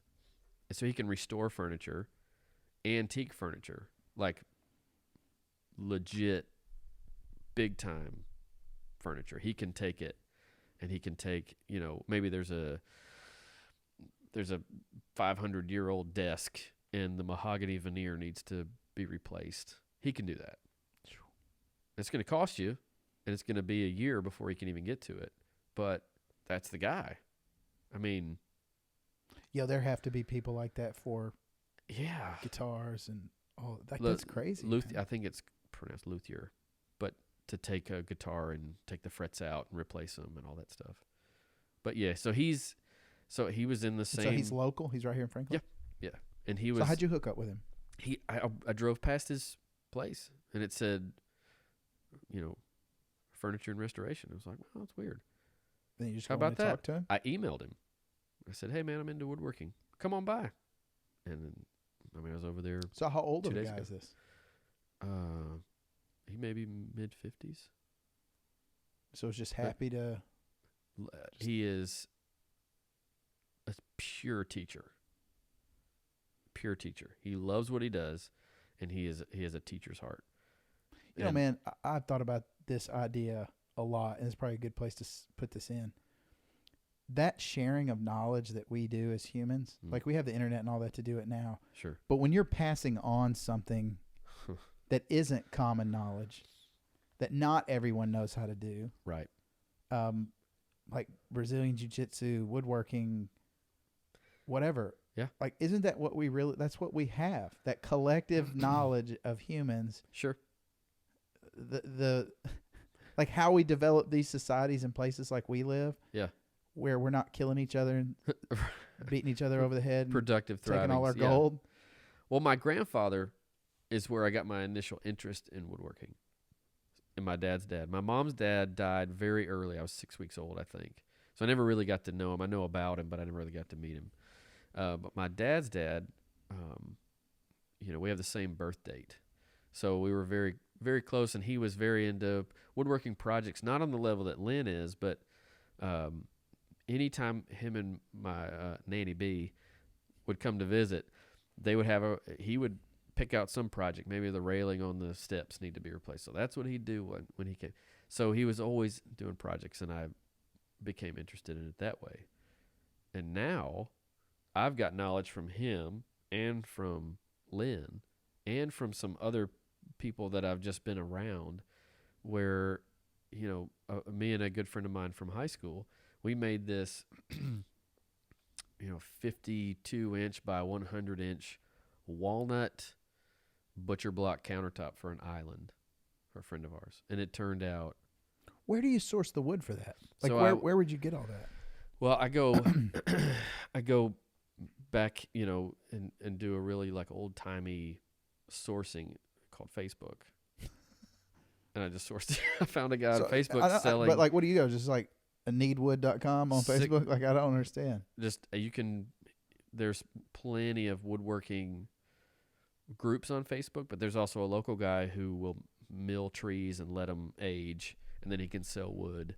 I found a guy that made custom furniture, and I bought 600 board feet of rough cut walnut. Let me ask you this. I'm not being conceited when I say what I'm about to say. Okay. When I try to do built-ins or the bunk beds that I showed you, Yeah. I feel like there's no end to what I can learn to do. There is no end. And I feel like I could do just about, like in my head, I have the confidence that if I tried and had the time, that I could do just, and the right tools, that I could do just about anything. And then like I drive by stuff like, what's the Station Inn? What's the big Gothic looking building downtown Nashville? Oh, Union Station. Union Station. Yeah. So you drive by something like that and you go, man, people really used to put time Right. into making these things. Yeah. And like this table, for instance, you know, the detail in it. And it's just like now everybody's ordering IKEA. Mm. It doesn't make sense to me, but I don't know. Like sometimes I just don't know where to start. Like when I was talking about the picture frames, I don't know. I guess you just start getting a couple little routing bits that you think are cool and mess with it. And I mean, anybody I guess can learn to make a box. Sure. Well, I would recommend, and I was starting to, George Nakashima, The Soul of the Tree. Okay, I'm gonna get this book, Dude. Lynn gave Does it have that book illustrations? to me. It does. Mostly pictures. Big pictures. No, I read it in 3 hours. Okay. And it's not a long book, but I gobbled it down. Man, that book. And then I read it again, and then I started looking into George Nakashima. And he made furniture for Frank Lloyd Wright for Falling Water, his iconic house. And I don't know if obviously he's a very super super high end woodworking as far as furniture goes. It's top of the line. You're talking like $10,000 chairs. And he's passed away, but his original, if you look like conoid chairs, they're insane. But so that's to like an artistic degree where it has value, like it was totally Picasso or something. Oh, and he's definitely up there. I'm gonna have to check this out. Do it. But he goes into the tree that's lived for however long has provided, depending on where it is, maybe provided shade, maybe provided play, provided houses for birds and all this different stuff. And then it's been brought down carefully and has been sawn into a bowl or a group of like milled pieces and dried for years in order to be made into a piece of furniture that will be passed down to generations. So you take the soul of the tree that may be 100 years old and you give it all this new life. And that book blew me away. That blows my mind. It was then that I'm like, I'm glad I have my drug rug on for this. We're getting hippie up in here. No, but just I dig it though. I mean, because I think we take some of that for granted too, man. And I don't want this to sound too far out, but I think about things like this. That here are these trees that can't move, but they contain whatever life is. Whatever you bring it all the way back to whatever something being alive and consuming and giving energy. Sure. Whatever that is, they do it. They do it. And then, the little kid's book that basically describes that same process where, the giving tree. Giving tree. Right. That's my wife, the giving tree. There you go. But anyway, she but we just take all that for granted. And then to think like what you're saying, this table, how old was the tree that the wood from this table came from? And then this was my wife's grandmother's as well, who passed away in 19. Yeah. This was their table. So how long was this at their house? Right. And gave them use. Yeah. And now it's been on every single one of my podcasts. Right. It's getting immortalized. Immortalized in YouTube The first history. recorded tree right here. Here we go. But yeah, and you can take all of and I guess it's kind of the same thing of wearing, the right cycling stuff and wearing and having the nice bike and all that. You can have all the great tools. You can have, and believe me, I know this because I've thought I was being hindered by, subpar tools. So I would get a brilliant, nice new tool. Still sucked. I still didn't know what I was doing. And so I've got to get in the woodshed, I guess, so to speak. But just like having a, So do you, like when you're trying to learn how to do whatever, yeah. are you out there doing reps and Yes. practice? Joinery. Like practicing it. Yes. Practicing. So you do a mortise and tenon, you try and you practice your half-blind dovetails, and you just get better at it. You're not going to go, I think I'll do a half-blind dovetail, and it's going to turn. It's not. It isn't. Even if you have a jig, even if you use, a template, you still have to practice at it. There's still some hand tooling to get and I'm sure like the big box, stores, if they use dovetail drawers, they've got a gigantic jig that's automated, which, whatever. But if you want to hand cut dovetails, they're probably not going to be perfect. And that's what in Lynn's shop, for sure, he'll have a piece in there and you'll see a half blind dovetail, and the pins and the tails are off. They don't work. They look, but it's hand cut. You don't know what they were using to cut that in, the late 1700s. Whittling. Well, yeah, I mean, and so it's just fun to see that. It's fun to see that it's kept on, and it's So how big is your shop? It's my garage at the moment. So like a 2-car or Sure. 3-car, 4-car? Yeah, I don't know how you roll, bro. No, People got big garages in Franklin, bro. 2.5, 2.5 car probably.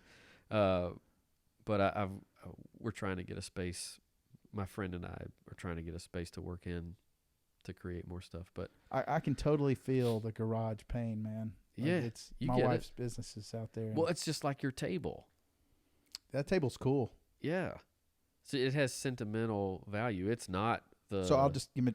Nobody knows what we're talking about. sorry, No. So I'll tell them. So I have a table that really it was the cellar door from.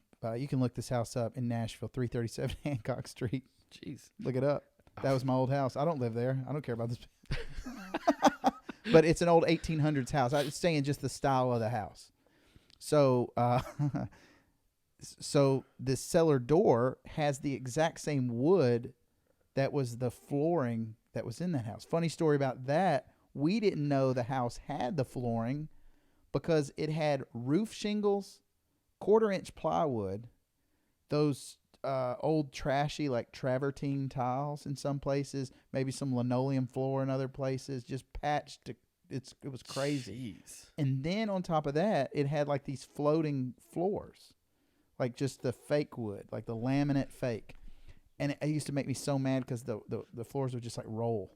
I just knew they were just floating.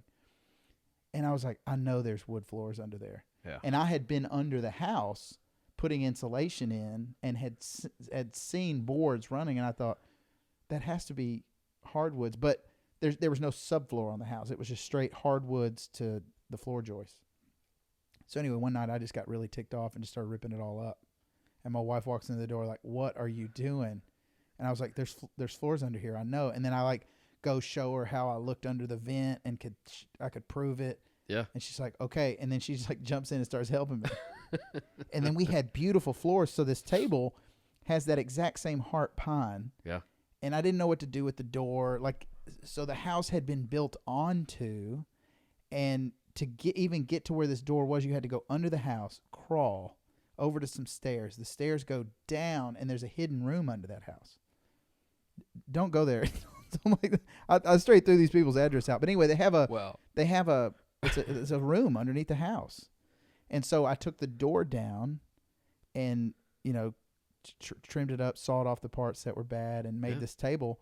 And there was another version of that table that used to sit outside at my old house, and we just would just sit stuff on it. We didn't think much of it. Huh. Then when we started the record business that she does, we moved that into our back room. We had a bedroom that had boxes and everything in it, and she worked on that table.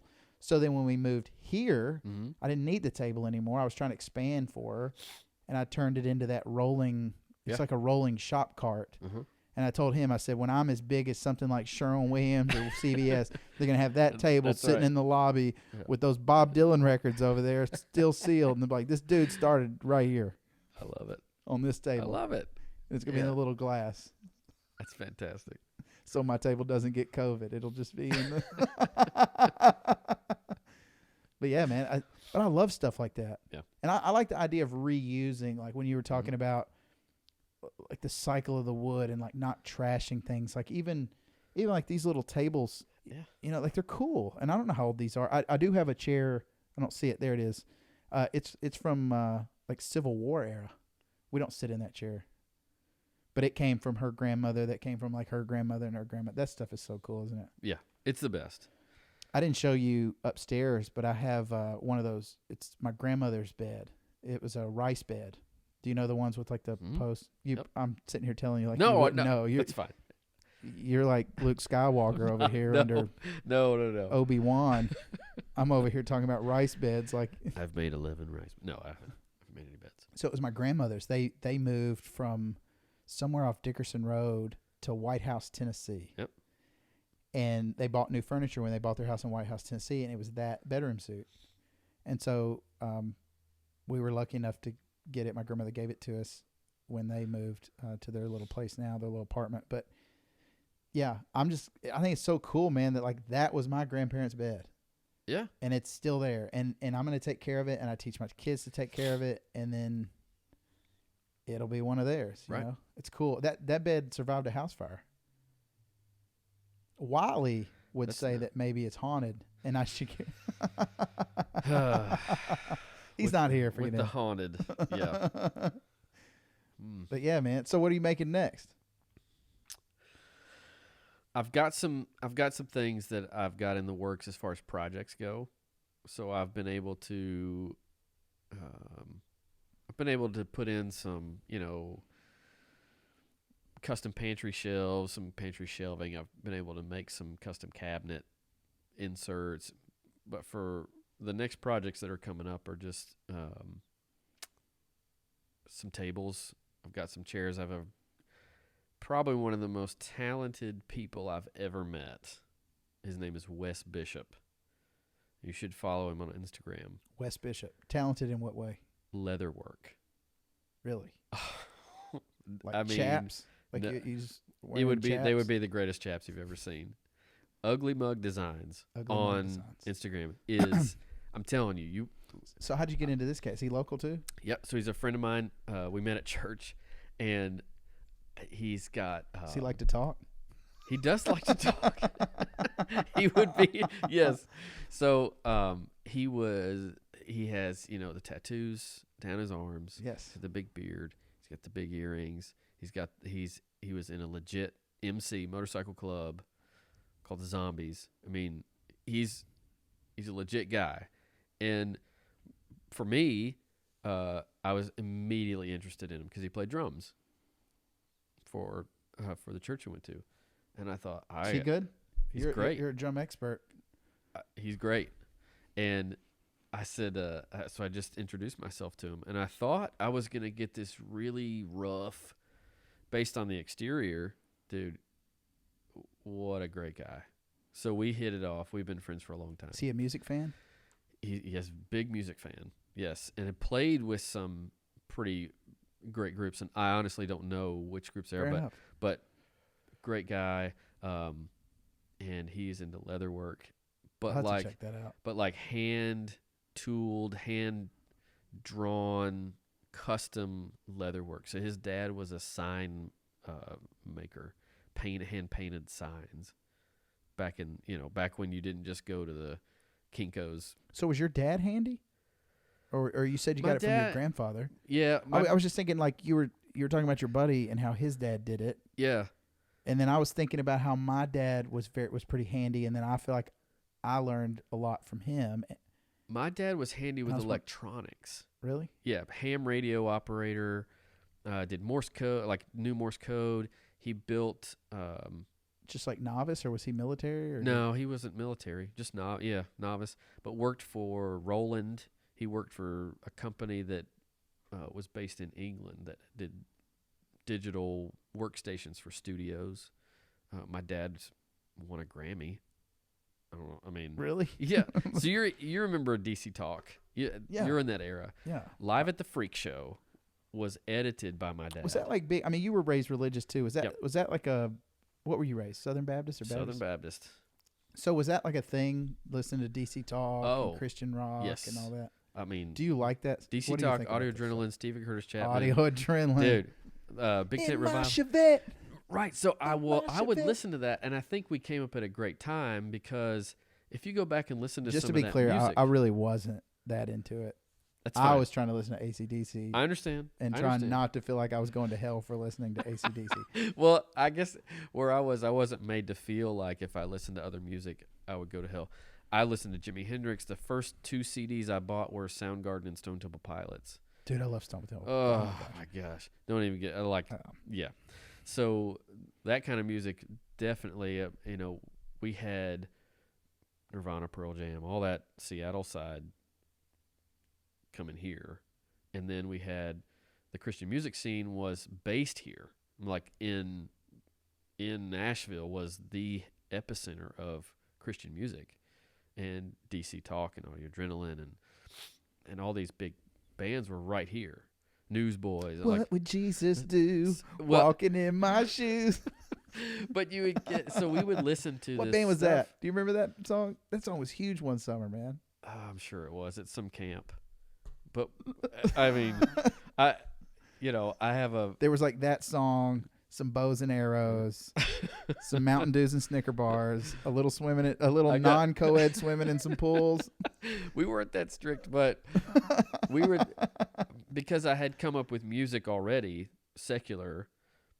I hate that term, man. I know. Oh, gosh. I know. And it I'm comes not, out. I know what you I mean. know. But music that wasn't deemed Christian. Yeah, we had a great time. So what was the Grammy? Was DC Talk? DC Talk Live at the Freak Show. So was he? Did he play with them? He edited it. Oh. So I was working at J.C. Penney's at the mall, and my dad told me that he was at Forefront Records editing the Freak Show with Toby McKeon of DC Talk. And I said, Toby Mac, is that his name? Or is that like a different group? No, Toby Mac. It's the same guy, but his last name is McKeon. Okay. But Toby Mac. So, I think my buddy with the heart transplant knows him, or his daughters know him or something. What? As far as I know, great guy. Yeah, I don't have anything against him. He doesn't owe me any money. No, and I don't know him. So and I don't know where he lives. But we're cool. I tell the people at JCPenney's that I'm sick and I'm going to leave. And I go over and I talk to my dad and I hang out. Where was the JCPenney's? At the mall in Cool Springs. Okay. And Forefront. If you said that, I'm sorry. I just wanted to know. No, Forefront was in Cool Springs as well. And so I go to that place and it's just their headquarters, the record label. And they're in this little room and my dad's got his digital audio workstation and they're editing a few shows into a live album. Just 2 of them in a room. They won a Grammy.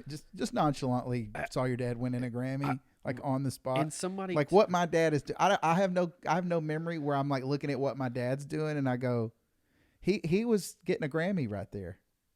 And he was.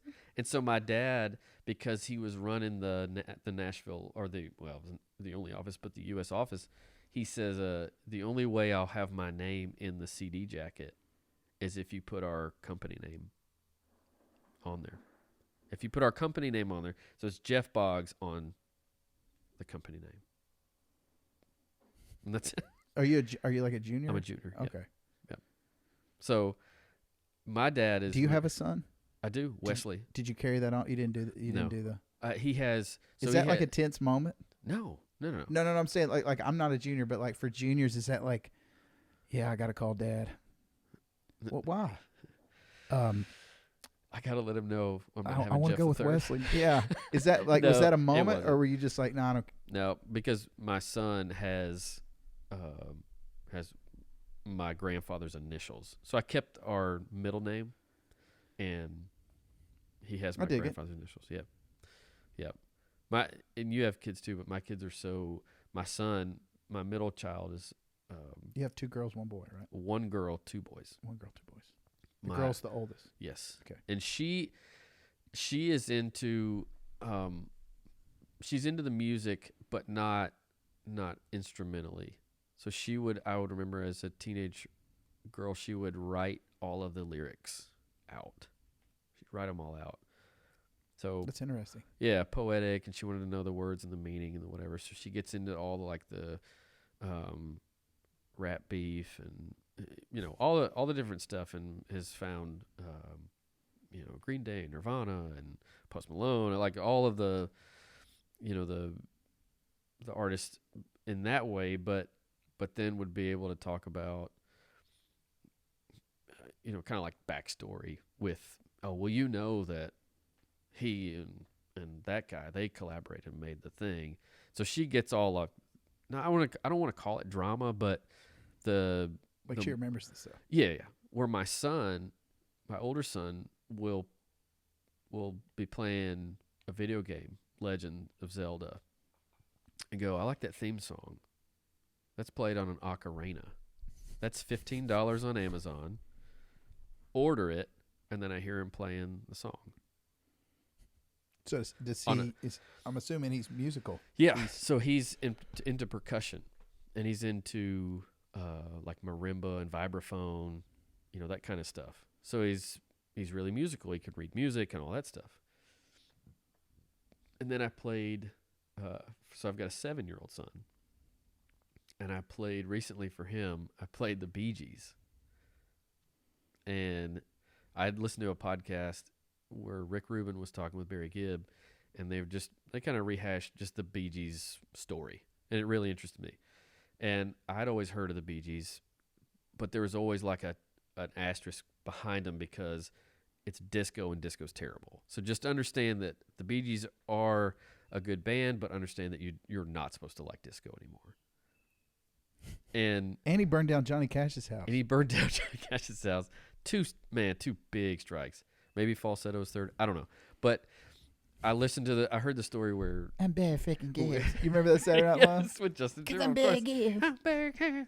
But in listening to the Bee Gees, I went back after listening to that podcast. I'm like, oh man, I hear some of that stuff. Okay. And so I did kind of just a test with my 7-year-old. He doesn't know any of that. He doesn't care that it was a disco, that there was even a disco scene. And you play Night Fever for him, and he can't help but move. Yeah. Play that again. Do they have any more songs? Like, yeah. You Should Be Dancing. Yo, there is this one Bee Gees song, and I can't think of the title of it, and I threw my phone. That's all right. But there is. I'll text it to you after this. It's ridiculous, and then I'll shoot it up on my Instagram or something. Not that anybody cares, but it'll be there. It'll be there. It's what you're supposed to do, right, when you do these things. I think so. But yeah, they had some other stuff, man. I mean, I don't know what little world they came from, but it's like we were saying. I mean, that's what they wanted to express. I think where music starts to suck is where it gets disgenuine, like Guns N' Roses. I'm not buying it. No, they're not as hard as they're trying to make. Now, Motorhead, are you a Motorhead fan? I'm not, but do you know Lemmy Kilmister? Yes, dude. Oh, yo, if you get on YouTube right now and you type in Metallica, Nashville, Lemmy Kilmister. Okay, I was at that show. Oof. He comes out, and they cover some of his music, and Lars is like a longtime friend, right? And I think he was like, Lars used to follow him around, and maybe Lemmy got him drunk when he was a kid one time and all this stuff. Like they're just rock and roll, man. Right. Dude always lived in some apartment that's probably about the size of this room carpet, here. Yeah. And he was insane and made insane records, like even later into his career. And that's one of the most impressive things to me about artists. And me and Wiley got into an argument about Bruce Springsteen, and I think he's in this category where maybe they had a couple years where it's a little yeah. But then they bring it back. Sure. The best example that I would argue this to anyone is Neil Young. So Neil Young, I don't even have to explain what all he did. Anybody listening to this would know. Neil Young just killed it in the 70s. Yeah. Then he has a weird time in the 80s. He had some label issues and whatever with Geffen and whatever all that was. There's a couple cool tunes that came out of it. Trans is cool, man. I don't know if you've ever listened to that record. It was early 80s. And it's like him with just like this voice vox thing. I don't even know how to describe it, bro. Yeah. But then he comes back in the early 90s and just from like 90, from Ragged Glory till the day he dies, I don't think he's going to miss a beat. He found it again. Yeah. And then he had Harvest Moon and did that show at the Ryman that they recorded and with Emmylou Harris and everybody on it. And then he's still done all the Crazy Horse stuff. Right. Do you yeah. I think there's such a huge, if you could make, so like CSNY 70s, and then you jump the 80s, I think that was rocky for everybody. If you were a 70s guy, that sound just, because the 80s were so electronic, at least for pop music. The 80s are weird. And I think it's easy to say that. And then listening back, though, there is music that came out. I think it was just really getting overloaded with really bad music. Yeah. And I don't necessarily think that stopped either. Like, I think it made, like, it just, people like us went underground, or MTV came out, and then we would find our little silos. Sure.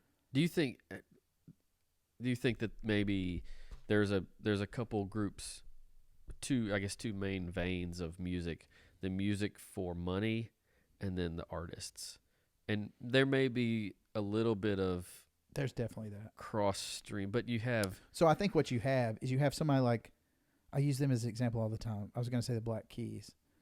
They're probably the most recent memoried band that they're playing little small clubs. They're playing Mercy Lounge. They're playing, YouTube, Black Keys, Grimies. Oh. And it's me and my wife standing dead in the front. And again, I am bragging about that one. I guess. But anyway, so there's these bands that are smaller. Yeah. And they're good and they sound good. They're making killer records. They're doing a cool thing. And then all of a sudden they blow up. Yeah. And then I think record companies, and this goes back to the 80s, any generation, and they start trying to find more of that. So then it's like a product. It's like with painting, Sherwin-Williams has their one product. Right. Well, they can't be, this other PPG or whoever can't be outdone. So they got to have that product. Yeah. It's the same thing. It's like, oh, we got to go find a two-piece garage rock kind of band. And, so I think there is some of that stuff that I don't know sometimes if it's disgenuine, meaning like they're like, hey, you need to sound more like this. Or if it's go find us bands like that, and there are other people out there doing it too, and then they get discovered because of that. Yeah. I think it's probably both, but... Yeah, I can see that. Maybe that's what the beef is. And I'm not going to say Greta Van Fleet again after this, but maybe that's what's the beef there, is that people can't decide, is this really the music they want to play, or are they playing a part? Right. And usually when I get to the point with a band where I feel like they're just playing a part, man, I don't dig it. And I one of the best examples of that would be like Marilyn Manson. Yeah. Maybe he's got some good music. I've heard people talk about how good his guitar players are or whatever, but it's like, dude, he's just trying to freak people out. And I don't dig that. I couldn't agree more. And it's kind of, and I know I have friends that are Kiss fans, and Kiss is what it is, but I feel like it's more about the show. And I don't think they disagree, but it's more about the, excitement and the presentation than it is really the artistry. Maybe the guitar player was like, Ace Frehley. like they needed him so bad. Like it's like, no, we need him, bro, or whatever. And they're not even British. I don't know why I just did that. and they're like, what does he want to do, bro? Bro, he wants us to paint I can't believe I'm saying this. He wants us to paint our faces. Yeah. He says he's gonna quit if we don't wear 12-inch high heels, dress up like demons, and like really lean into this Knights and Satan service thing. Corny alien demons. Dude, like, you know who's like one of the biggest Kiss fans of all time? Maynard James Keenan of Tool. Huh. Do you like Tool? Yeah. That's a... Whoa. Yeah. They are heavy, dude. Tool, and I say I like them, and I certainly respect them. Bro, I've dropped acid at a Tool show. I don't say that lightly. Okay. You shouldn't. That's legit. I mean, I think, Tool came out when I was in high school. And I certainly knew about it, but I wasn't in that group.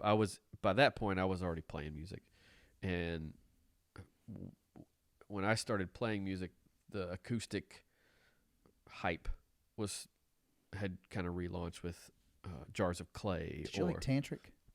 Do you remember Tantric? Oh, I bet if I heard a song. I know the breakdown. Oh. Everything is gonna shake down.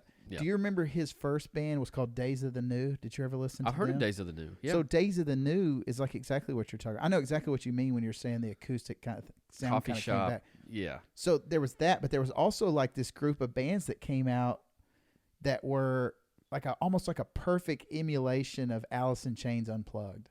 Okay. Days of the New, all 3 records, like a green one, there's like a yellow one, there's a red one. They're actually really good, but they all sound like studio. They're like the Greta Van Fleet studio Alice in Chains Unplugs. But I know exactly what you mean. Like that was kind of, was that when like Dave got big too? Yep. What? That's when.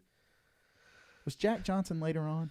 Or was that? Jack Johnson was a little later on. That was Yeah. like the second, like with Gavin DeGraw and. Yes. Yes. Yo, I know a dude that knows him.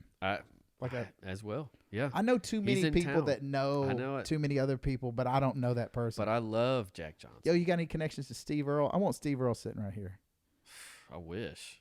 Yeah, you like Steve Earle? Mhm. Oh man, Yeah. you know he's a really really nice guy. I got a He's very picture with me nice. and my entire family with Steve Earle, except for my little kid. Was he sponsored by? I don't, What guitar did he play? Doggone it. I want to say Washburn, but I don't think that's right. But I think he was sponsored by maybe Peavey.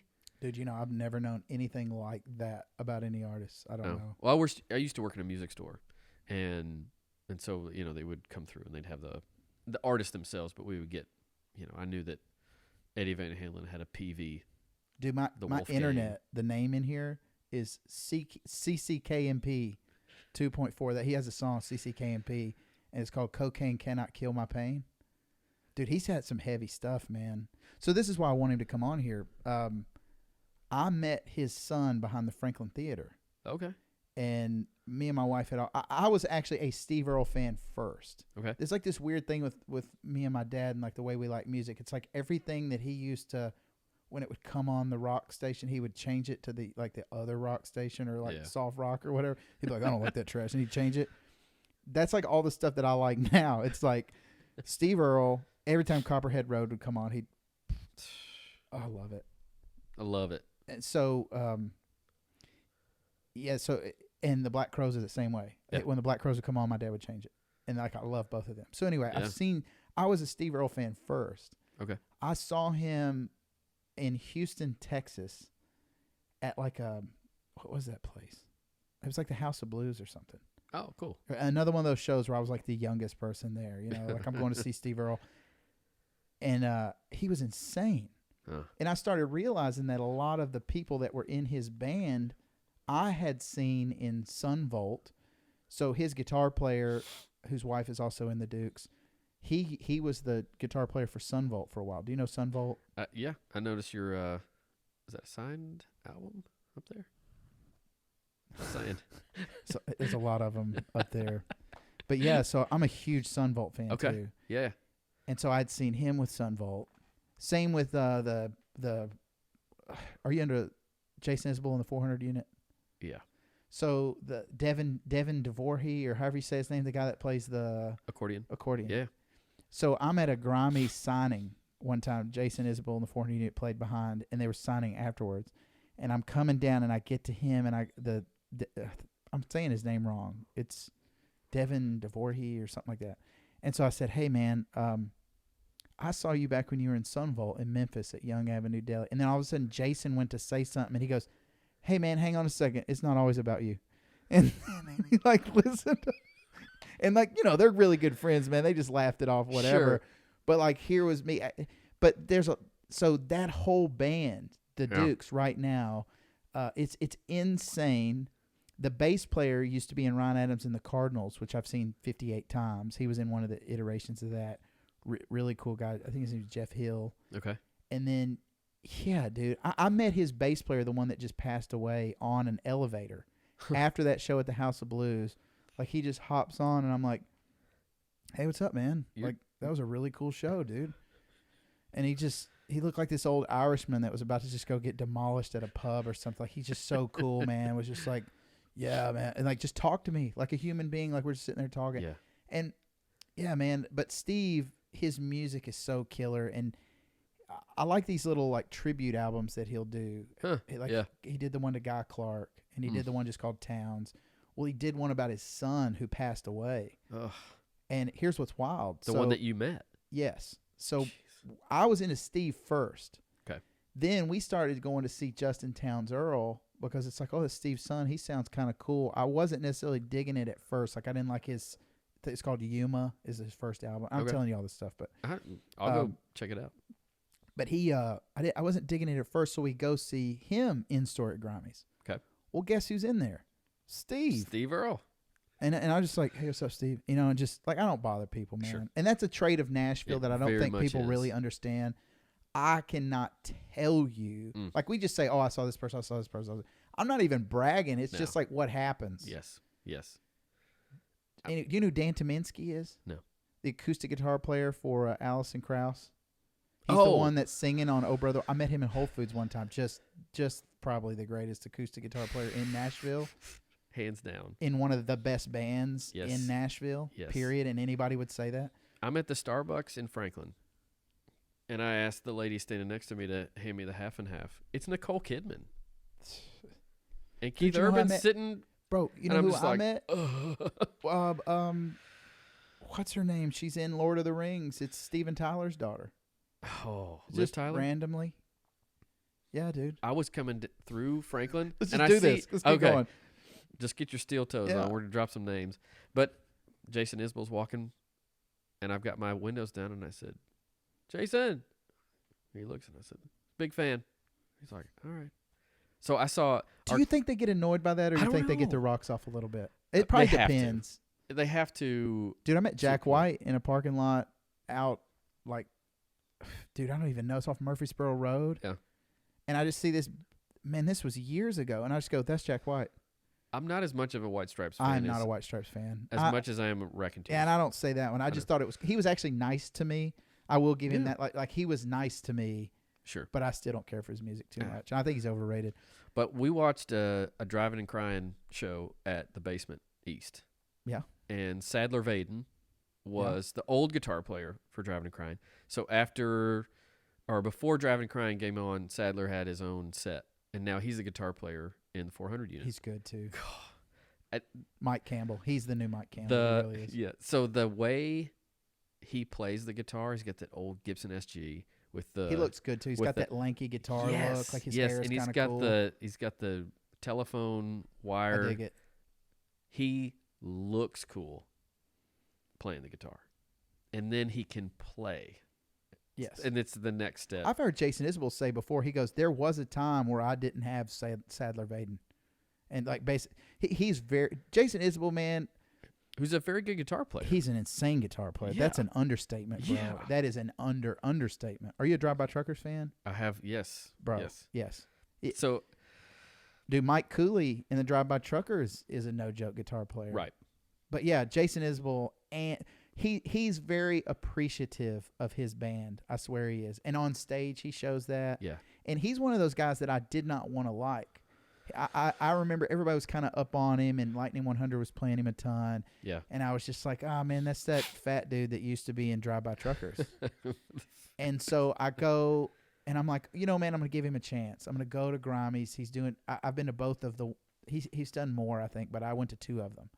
The first one I go to, I'm just standing in the back, got off work early or whatever. This is like 10 years ago. Yeah. I didn't mean that. Like I'm special. I'm just saying it wasn't recent.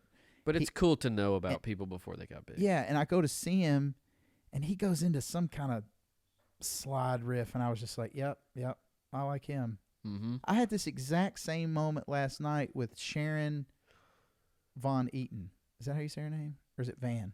I don't know. Sharon Van Eaton. Whatever her name is. I don't know. I know that my wife sells her record. We sell her records all the time.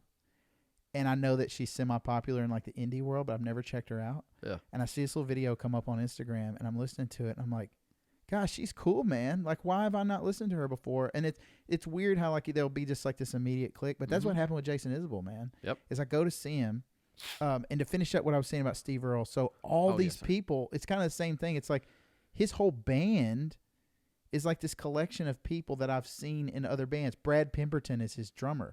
Brad Pemberton is a kind of semi-famous No, he's not semi-famous. I would say he's a famous Nashville drummer. Sure. Why did I say semi? I He was don't in know. Ron Adams and the Cardinals. Yeah. He's fantastic. And bro, he's so nice. He's such a nice guy. I talked to him in Memphis Wow. and was like, "Hey man, I liked you guys back when you were in Ron Adams and the Cardinals, and whatever." And I was telling him how I liked Chris Robinson Brotherhood because he was in Ron Adams and the Cardinals with Neil Casale. Do you know who Neil Casale is? So Neil Casale was the guitar player in Ron Adams and the Cardinals after J.P. Bowersock. Okay. And then he went on to be in Chris Robinson Brotherhood. Jeez. And he's a phenomenal guitar player, but I think he killed himself or something. You think about the state of Tennessee, and there's West Tennessee, Middle Tennessee, and East Tennessee. And that's 3 music genres. It is. It's the 3 music genres basically in the country. You got blues. Yep. Rap. Yeah. I mean, I never even finished 3-6 Mafia. Yes, I did. Yeah, I think we did. Half on a sack, want some blow. Half.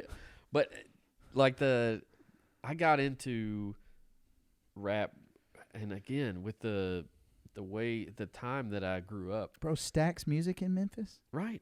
Come on. I mean, bro, that's better than I don't care what anybody says. I take Stax Music any day over all the stuff that was coming out of Detroit. Sure. You mean like the Motown? Motown. Yeah. I will admit that. If there are some music genres that I don't like, Motown is. I got a friend of mine that's real big into Motown. He'll kill me for saying this. It's okay. Motown to me feels more like, hey, we're up on the table dancing for you. Right. Versus Stax, where we're picking ourselves. Back when I asked you if you ever had your mind blowed out by some music. Yeah. So me and my wife get married. We get out of college. We get married. I get a job in Memphis. We moved to Memphis. We're there for a year. Yeah. I'm going to the record store down in Memphis. I'm checking out all this. You're hearing the sounds of the city. You're going into a burger joint like Huey's or whatever. I don't know how much time you spent in Memphis, but like you go to these little local places and they're playing the stuff. Like not the Memphis that you think, but I mean like King Solomon and Otis Redding. And it impacted me to the point where my first daughter's middle name is Redding. Like I got so into Stax Music. And I mean, you were talking about your mom playing the Supremes. Like you grew up in a white household. Your mom's playing the Eagles, Fleetwood Mac. Like my mom would play Celine Dion or whatever else. You're just not getting exposed to like at this moment in my life what I'm getting exposed to. That's what I'm saying. Yeah. And then all of a sudden, man, you just like you're hearing all this. Like I got into. Have you ever heard of Doug Somm? No. Sir Douglas Quintet. So it's kind of a Texas band, and he's phenomenal. Oh my gosh, like Texas swing stuff, or man, it's like everything. Huh? It's kind of like Tex-Mex. It's Texas swing. It's country. It's rock. It's blues. He's just riding the cosmic dragon, bro. He's insane, and nobody knows who he is. And see, that's where I live, is finding these items. Townes Van Zandt. I remember when I got into Townes Van Zandt, Ray LaMontagne was getting big. Yep. And he had played some little like Austin City Limits thing in like 2006. And he mentioned Townes Van Zandt and told some story. And I was like, oh, I'll check him out. Yep. And then, of course, I like Townes way more than I like Ray LaMontagne now. But I don't know, man. There's just like all these little gems, these little pockets that and it's what's weird is like once you learn that thing, like Mark Knopfler, whoever, or Townes, you don't really feel like it's as underground as you think it is. But to the majority of people, they may not know who Townes Van Zandt is. Yeah.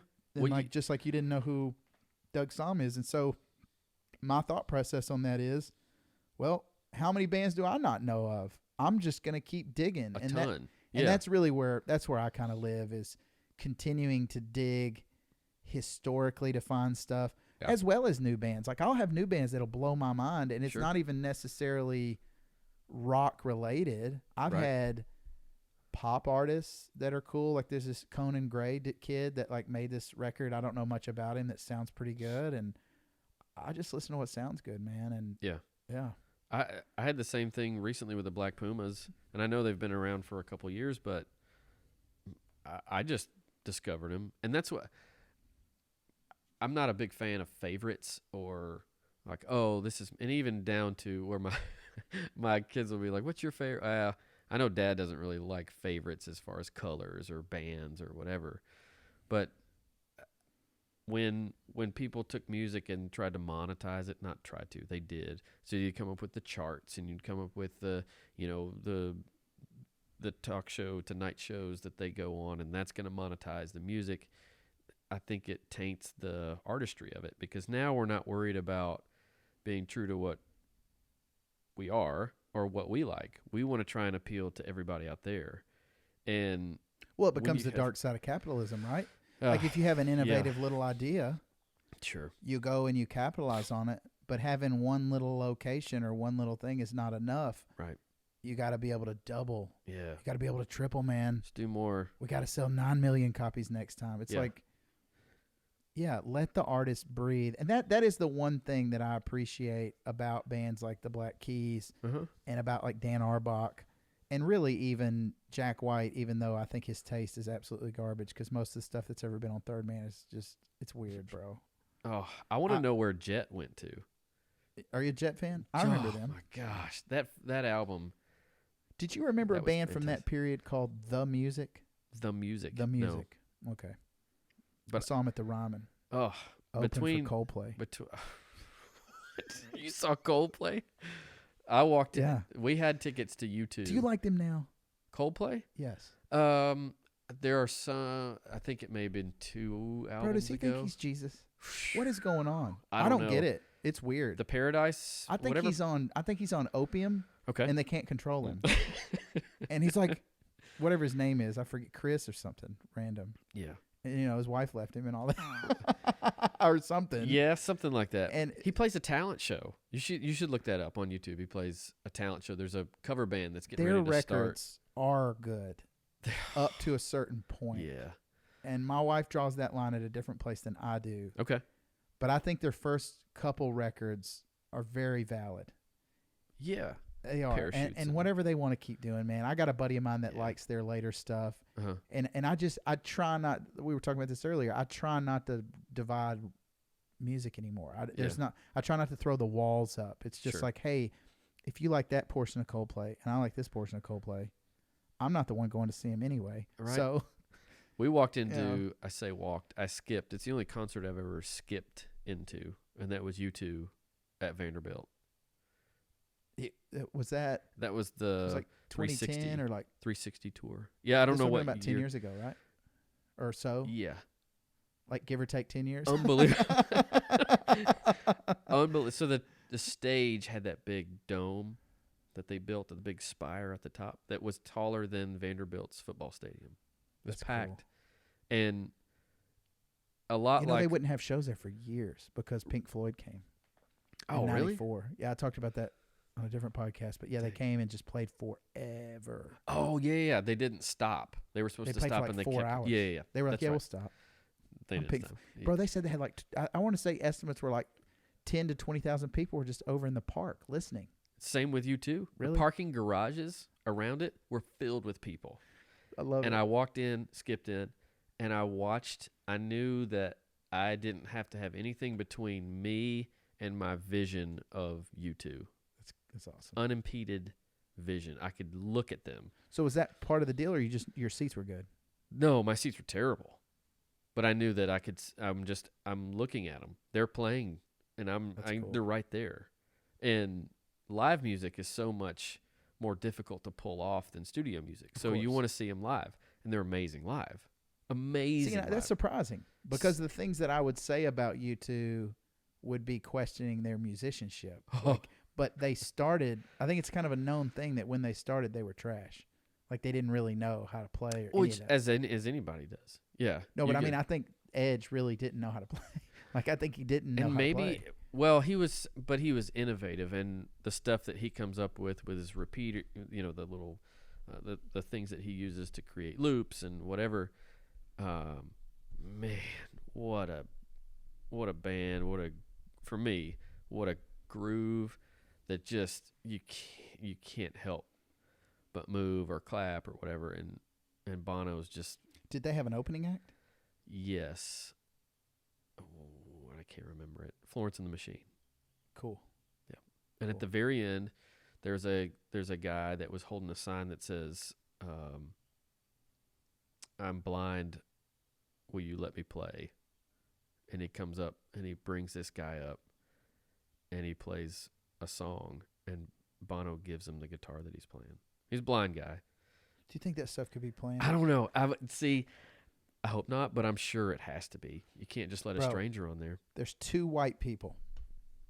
You're getting scared me starting to sentence I don't like know. that, aren't you? I mean, there's 2 white people that have their picture at the Civil Rights Museum in Memphis. One is Bono, the other's Bill Clinton. whew.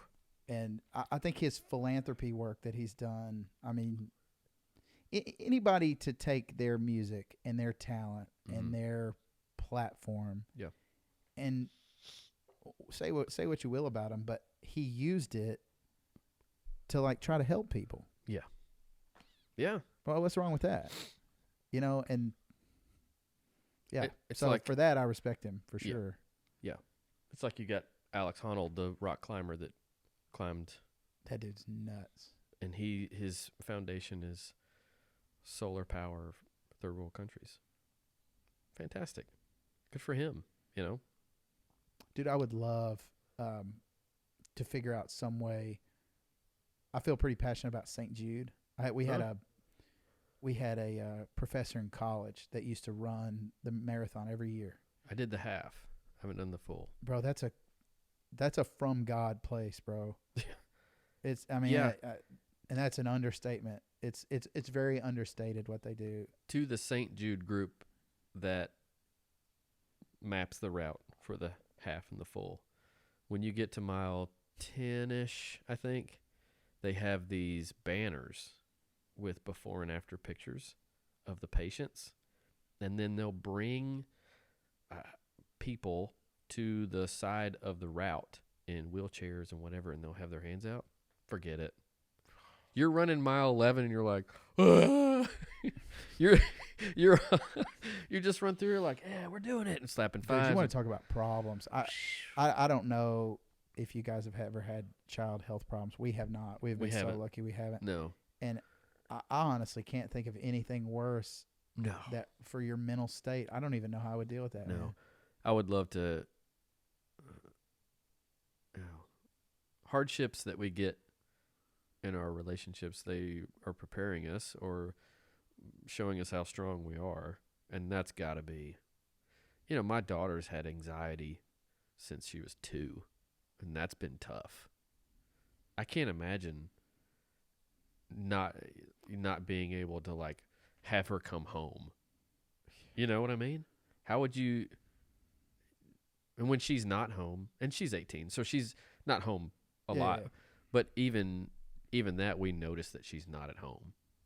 I know that I can call her or I can text her or whatever, but I couldn't imagine being like, well, I'm going to go up and see, whatever.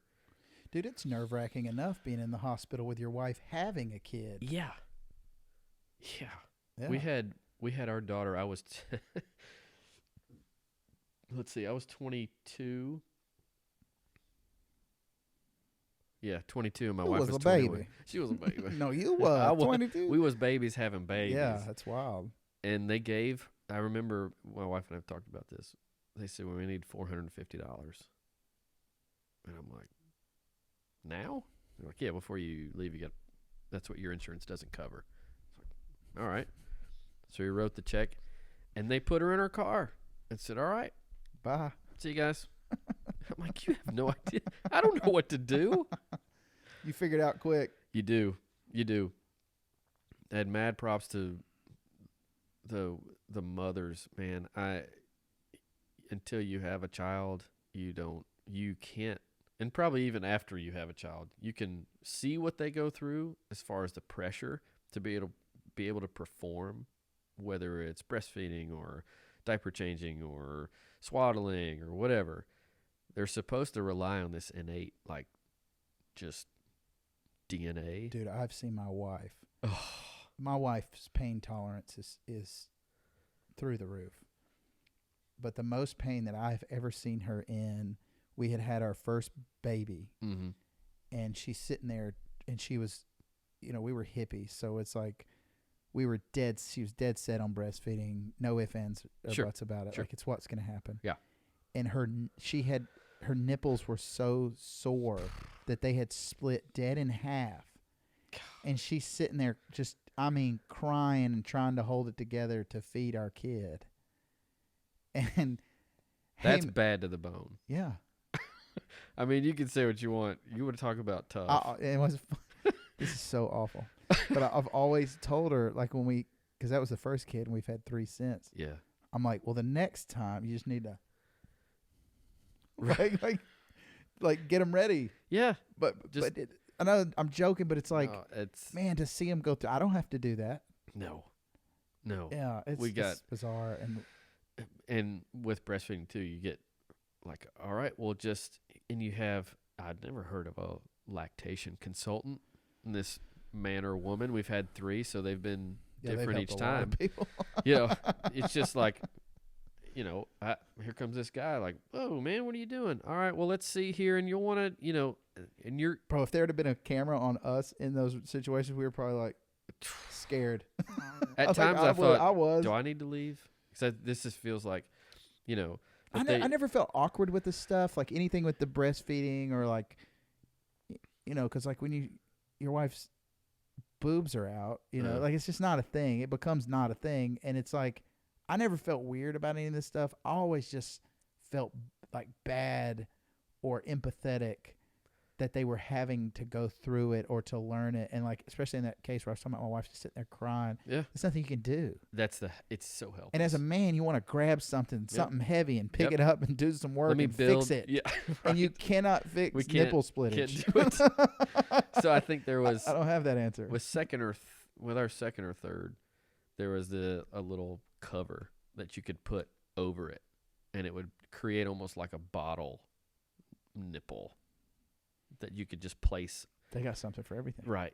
And I just thought, like a nipple condom. Whoever thought of that had their wife. I feel like had a nipple splittage. If I saw their yacht, I would be okay with that, because they're deserved helping. Yacht. Well deserved.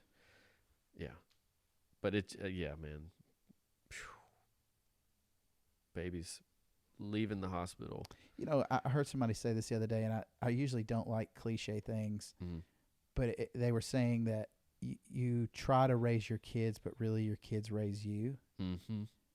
And I think there's a lot of truth to that, man. Like when that responsibility is looking you dead in the face, and it's in this, culmination of cells and brain and kid, and that's your DNA, and that's your, this stuff gets real. You're like, okay, it's maybe I'm after 5, I'm gonna go try to sling these records a little harder with my wife, or whatever, or even being held like jujitsu. Mm-hmm. I feel like I'm gonna get railed for saying this because here I am podcasting, and then I've recently started jujitsu, so people are gonna say that I'm the Greta Van Fleet of podcasting, like I'm Joe Rogan or something. But so your hair is way better than Joe Rogan. It is. Forget his hair. Yeah, he has nothing on my hair. Although Wiley's head did look really good with the headset on last week. I keep saying yesterday. It wasn't yesterday. Yeah, last weekend. Yeah, phenomenal. So there you go. Joe Rogan. Maybe he does it so his little pads look better than ours do. Because you can't see the pads. So, what was I saying? Jiu-jitsu. Yeah. So my oldest daughter was doing gymnastics. Okay. And I kind of have a beef with gymnastics. Did your daughters do gymnastics? They did. My daughter did gymnastics. Yep. So I think it's really cool, but I grew up as like a skater kid. I liked seeing the BMX. I liked seeing Tony Hawk. Yep. And my beef with gymnastics is every little girl's got to do gymnastics, right. But there's like no progression to it. Like with the free running or skateboarding or jiu-jitsu, there's this freedom, this art. So maybe that's just me because I'm kind of a, I'm going to say all over the place, but like I tend to appreciate artistic stuff, I guess, more than the average. So sure. I'll still to this day on my Instagram feed, I'm looking at skateboard videos just going, God, how did they, like, it's like magic tricks with those kids sometimes. We're just like, dude, how did they even think to do that? And then try it 100 times until they pull it off. Right. God. It looks so simple. Break their ankle, come back 6 months later, do it again. Until you stand on a skateboard. It's yeah, like, and ride away. Like hockey's not that hard. Okay. Those kids are crazy. Yeah. I think they have whatever that kid has that we were talking about, the free climber guy. I think they have that little piece of their brain where they're just not scared. Yeah. I'm afraid to hurt. Like, I don't like being in pain. No. But they're not scared of it. So with the Brazilian Jiu-Jitsu, my daughter's doing gymnastics. She doesn't really like it anymore. All right. Wants to try something new. So I don't remember how we got on it. We were looking around. Oh, I was reading this book on personal protection. Oh, okay. And it was saying that, like, if I go to a sit-go and all of a sudden you come running around and you start attacking me, first thing that happens, your heart rate shoots up to 180. Yep. You get tunnel vision. Yep.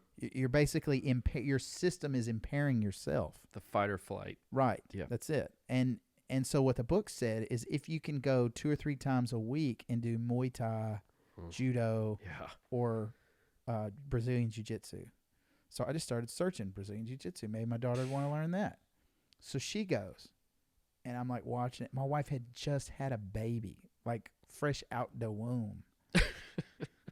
And she's like, I'll go try it. If she can do it, I can do it. So my wife goes and does it.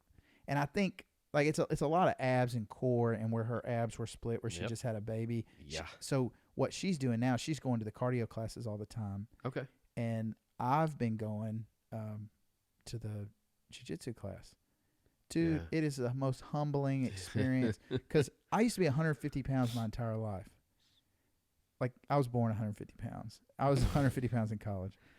And so then I got into the weights, lifting weights. Yep. And I got up to I was up to like 265 here recently during COVID. And man, I've every record that I've ever tried to go for, every like benching 315, squatting, whatever, deadlifting over 500, like everything I've tried to do, I've done it. And it worked up to it. And my dad's he's a dude.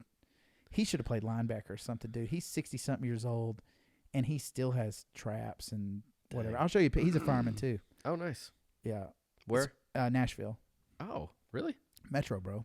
My brother is, too. My grandfather was, too. His dad was.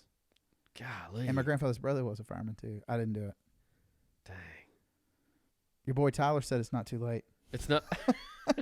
So, anyway, God, what was I saying? I keep getting off track here. That's all right. You're good at keeping me on, but you're doing jiu-jitsu. Yeah, Your so the wife does jiu-jitsu, it's so humbling, man, because you'll go in there and there'll be like a 150-pound guy. Yeah. And here you get strong Bulked and you up, think like, man, I'm gonna punch somebody in the face. If somebody ever messed with me, I'm good because I bench and I can punch somebody in the face. Here's what you learn pretty quick about punching people in the face in jiu-jitsu. You would try to punch them in the face, and then they would like monkey swing up your arm and then be all connected to you in some weird contortionist kind of way. Yeah. End up down by your legs, flip you over, have their leg over your neck, and then choke you out with the own clothes you're wearing. Like that's pretty much what happens. It's not going to be a square up thing. Man, there's some kids in there. Like I say kids, like some younger 20-year-old guys. Yeah. I've never felt like my body was failing me like I'm feeling like in jiu-jitsu though. Like I'll come home and feel pretty good, go to bed. Yeah. And go, man, I feel good. I'll be there tomorrow. And then wake up and feel like my knee is going to disconnect from the rest of my body and go, wow. Yeah. This is what 37 feels like. Well, and that's this. It's similar. I'm not gonna say same. It's similar with running and cycling. You'll get to a point where you go, I could walk out of this house right now, throw my shoes on, and run 10K. It's not an issue. 6.2, you can run 7 miles. It's not a big deal. And you go, all right, man. I'm in pretty good shape. And some people would say, wow, what great shape you're in. And then you go to a running group or something, and there's guys that could walk out of their front door and run 26 miles. And it's not a big deal because they run 40 milers. They're running ultra marathons. Bro, that's a dude that runs to my gym, works out, and runs home. He's like a 40-mile guy. So as soon as you think that that's insane. As soon as you think that you can ride up that hill, you got three ladies. Three ladies that just Lance Armstrong and you hardcore. Just juke right around you. But you have to take that. So you have to take that instant moment of being demoralized. It just shattered. Well, there's nothing worth having that's not worth totally. working for. Totally. Like your leather buddy, Yep. the woodworking by hand. Yeah. Like I don't think people really, and this is, me and Wiley touched on this the other day where we were talking about people who don't work and like how you fix it. And my question is, like, anybody who's not working towards something, who doesn't have a passion towards something, why? Yeah. Like, is there not something you want to do? Like, just that journey to get somewhere, that journey to be able to run. Like, I bet you can remember a time where you couldn't have run 10K. Sure. And you would have killed to been able to run 10K. And Yeah. now you're there. Yeah. And it's kind of hard to appreciate it. And, Yeah. and like sometimes I'll do that, like even with these shelves. Like I'm like, I'll step back and go, man, it really took a long time to do that. But I've gotten to enjoy it for so long now. Yeah. It's really wild, but I don't understand why people don't work towards things. And that's what's really cool about the black belt or the black belt stuff in Brazilian Jiu-Jitsu. Mm-hmm. It's like guitar. Yeah. Like maybe I keep trying to learn and I want to make it there. Mm-hmm. Maybe my body lets me down. I don't know, but doing it gives you the appreciation for what other people are doing and how hard it is to do that. Yeah. Same with running, same with climbing or whatever, or podcasting. I do this, bro. I'll see Joe Rogan's whatever and think about, a lot of people like to think, oh, Joe Rogan's so big, it's because he's a whatever. Dude, people didn't used to watch his stuff. No. He has grown that. He has like 1,600 podcasts. I mean, I'm sitting here at 8. Yeah. And I have a complete appreciation for any of those podcasters that are out there doing it. I mean, because it's a learned thing. You're putting in time. Same with Brazilian Jiu-Jitsu. Yep. You get the belts to show for it. With the running, you're doing races. You're keeping in shape. Yeah. And last year, I had signed up for the full marathon. Nashville or the St. Jude. Or St. Jude. Yeah. So my buddy Chris and I we ran the half together. We've run a couple other races together, and we were going to run the full. What does Chris do? Is he a fireman? Chris is a fireman. Yeah, with me. Great guy. Does he like to talk? He loves to talk. Bring him on. By the end of this, we're going to have every Franklin firefighter, right? It's going to be like, hey, man, you remember that time we podcasted? Yeah. Hey, Jeff and Wiley? Yeah. He's got credentials, bro. His dad's Metro. He's cool. He's all right, man. He's a Metro guy. His dad's Metro, bro. So Chris and I were going to run that full, and it ended up getting canceled. Well, I had been training for the full, and I had been working up to it, and you work up to not the full distance, but really close.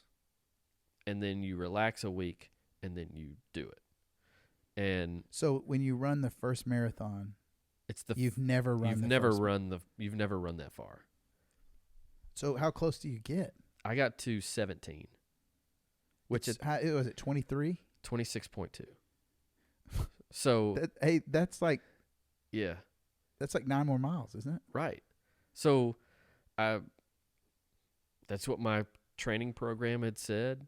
I had worked out my nutrition, had worked out how far I could run in between. So I have like a 4-mile loop and a 7-mile loop in this area. So I would stage stuff in my mailbox and try out different things, whether it's a stinger waffle or a chews or some drink powders or whatever, how it sits in your gut, all this different stuff while you're running. So when you run a marathon, you have to eat something throughout? Yeah. Like I could run. Like what do people do? Don't the bike people use like paste or something, don't they? Well, so you would have like, if you were cycling for a long time, you'd have bottles, and then you'd have these gels, that you. That's what I'm thinking. Yeah. And when you're the Tour de France, you have like a meal. You have like a burrito and a Coke on your bike going 30 miles an hour. That's what's up. It's legit. So when you're running, like I could run a 10K and not have water. I don't need a stop at all for 10K. And a lot of people, and more people, that's not an amazing feat by any means, but you can get to a point where you can go run 5 miles, run 6 miles, and you don't need water. You'll have water when you start and water when you finish, but you don't need like nutrition for that. But for 4 hours of running, for me, I need some stops. I need some nutrition. I need some, some energy. And so I would practice that. Well, St. Jude got canceled because of COVID. But I was already on track. So I was talking with my wife, and she's like, "Yeah, I mean, it's up to you, but you can still do it. Just come up with a route." And little In did Memphis? no, in Nashville. Oh, okay. So no, I'm sorry, it wasn't the St. Jude. It's rock and roll. My bad. Rock and roll marathon. Is that what the Nashville one's called? The old Music City. Now it's Rock and Roll Series. But What's up with that? I don't know. I think Rock and Roll Series bought Music City Marathon. I'm sure it has to do with money Yeah, and monetize corporate greed. people in some running way. around, the big wigs. But They. so little did I know that she was planning, behind the scenes to have friends and family staged on the route with signs and stuff. It was the so That's cool, man. I ran a full marathon. I had friends and family the whole time encouraging me, all this stuff. It was in the rain. It was perfect. And I mean, I'll run another marathon probably, but it'll never compare. It'll never compare to that. Did you get T-shirts made or something? No. Go get an I still airbrush have the T-shirt made. I'll still have the signs in my closet. That's cool, man. Yeah. I dig that. It's so cool. Yeah, that family encouragement, man. I don't know how some people exist without it. Me and my wife talk about that all the time. Like I'll know people who are single or people who are like long time single, like older people who are single, and it's just like, I don't know, man. I feel for people sometimes. I do it's too. Just like, but I say that, and that's coming from my perspective. Maybe they're happy exactly where they are, but just having companions, just having someone else to, hey, what's your opinion on this? What should I do right here? Yeah. Is this worth $20? I use it all the time. What about this $7 keychain that's a spark plug? Should I buy this bourbon? I mean, it's special. Oh, you don't care. Oh, okay. Okay. No. I like it. That is a sexy bottle. I do dig it. Mm-hmm. Man, so we were talking about music. What is your core stuff? Like if you were to did you listen to music on the way over here? Yeah. What do you listen to? Like how or how should I say this? How do you listen to music, and then like what bands would be your go-tos? They go have different phases, different.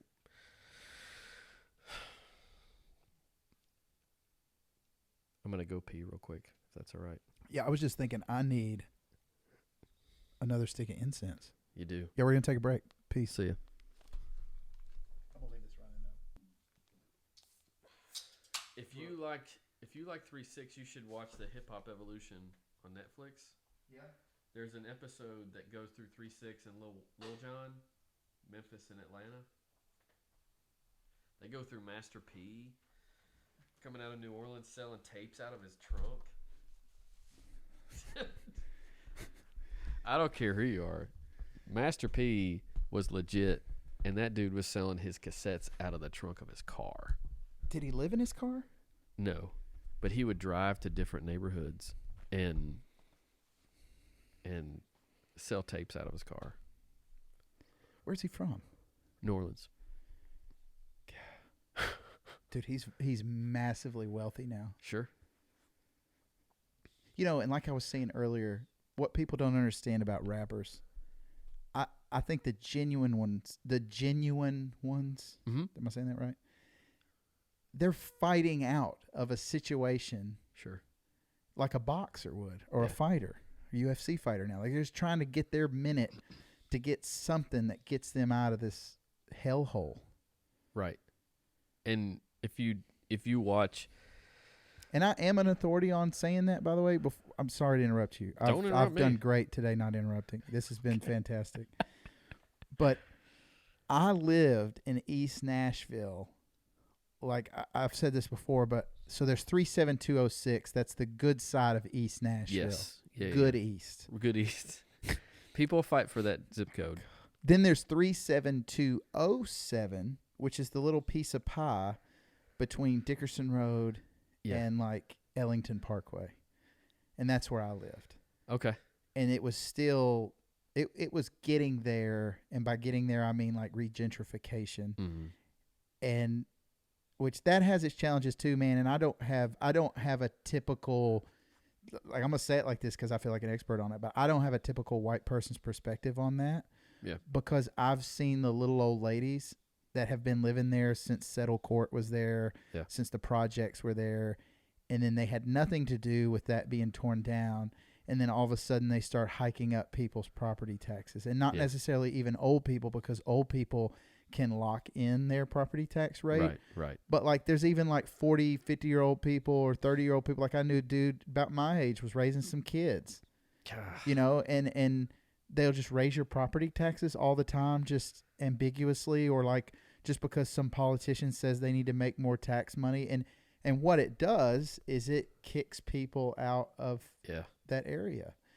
And I saw a lot of that happen, and I got to see both sides of it pretty clear, man. Like I've had a gun in my waistband thinking I'm about to have to pull it on a lady in front of her kids. This is real, because she's screaming and yelling at me, telling me to take my cracker ass back to Madison, where I came from. And I'm having to tell her, ma'am, I've lived here longer than you have. And I just would like for your kids not to throw their trash over my fence. And so the way that story all ended is a cinder block through the window of my Jetta. And who threw it? Like, of course you know where it came from. Because so the altercation's the night before. Cinder block through the window the next day. And the racial rub in those areas is real. Yeah. And I saw it both ways, because you see all these people that have lived there before, and that could be white people, black people, whatever. And then all these people are coming in that are buying and fixing up the houses, and they know what's going on. These people have a little more money than them. Yeah. And they're able to fix their house up. They're able to build a fence. They're able to get a little shed. They're able to plant some flowers and whatever. Yeah. Meanwhile, these other people are still broke, living right next to them, and they're having their property taxes hiked on them and all that. Right. It sucks, man, and I really do see it both ways. I don't know how we got off on that, but I think people are fighting out of those situations. Yeah. Yes. They're fighting out of that BS. They're fighting out of the cops pulling them over. Bro, we'd get pulled over. Like, we'd get pulled over all the time, turning into our neighborhood. Here's some white people, pulling in, 10 years ago to this predominantly black neighborhood, and we'd get pulled over. I guess they were suspecting that were going over there to buy drugs or something. Yeah. And then they'd like look in the car, check our driver's license, see we live right down the street, and let us go. Wouldn't even ask anything. Yeah. Racism is so tough. It's not because I think it's being sold as a one-way street. And instead, it's an all-the-way street. Every race has a different perception of other races, and you can't say that this is more than that and that's more than this. And I was raised in Tusculum, which it's not a great part of town, but it wasn't bad, But I had. When we grew up, we moved to Thompson Station when I was 8 or 9 years old. It was out in the boonies. We were out in the sticks, the country. It's where my parents wanted to move, so we moved out here. And we moved again to Columbia. And my dad worked in Nashville, and where he would go every morning, he'd go to Mrs. Winter's, which was right next to his office building. And he got to befriend a guy that was homeless, and it was a black guy that was homeless, and he invited this guy to our house to sleep in my bed. So I slept upstairs, and this guy that my dad brought home that he's befriended said, I want to give you a good weekend of rest. I want you to sleep in my house. I want you to eat at my house. I want to give that to you for a weekend. I want to help you. And I got to see that, and I had seen that through my parents, their whole lives. We had, there was never any racial anything when it came to that. I remember watching black athletes and honestly wishing I was black.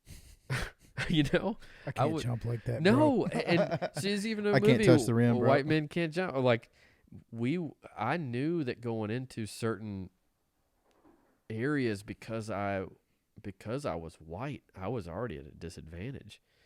And, maybe whether it was perceived or whether it was real, I idolized black people. It was never, like, I didn't see Michael Jordan as a black athlete. It was Michael Jordan. I didn't care what color he was. I wanted to be him. I wanted to be Michael Jordan. Dude, that video that I showed you. Oh, so yeah. no, I'm tying these two together. I totally agree.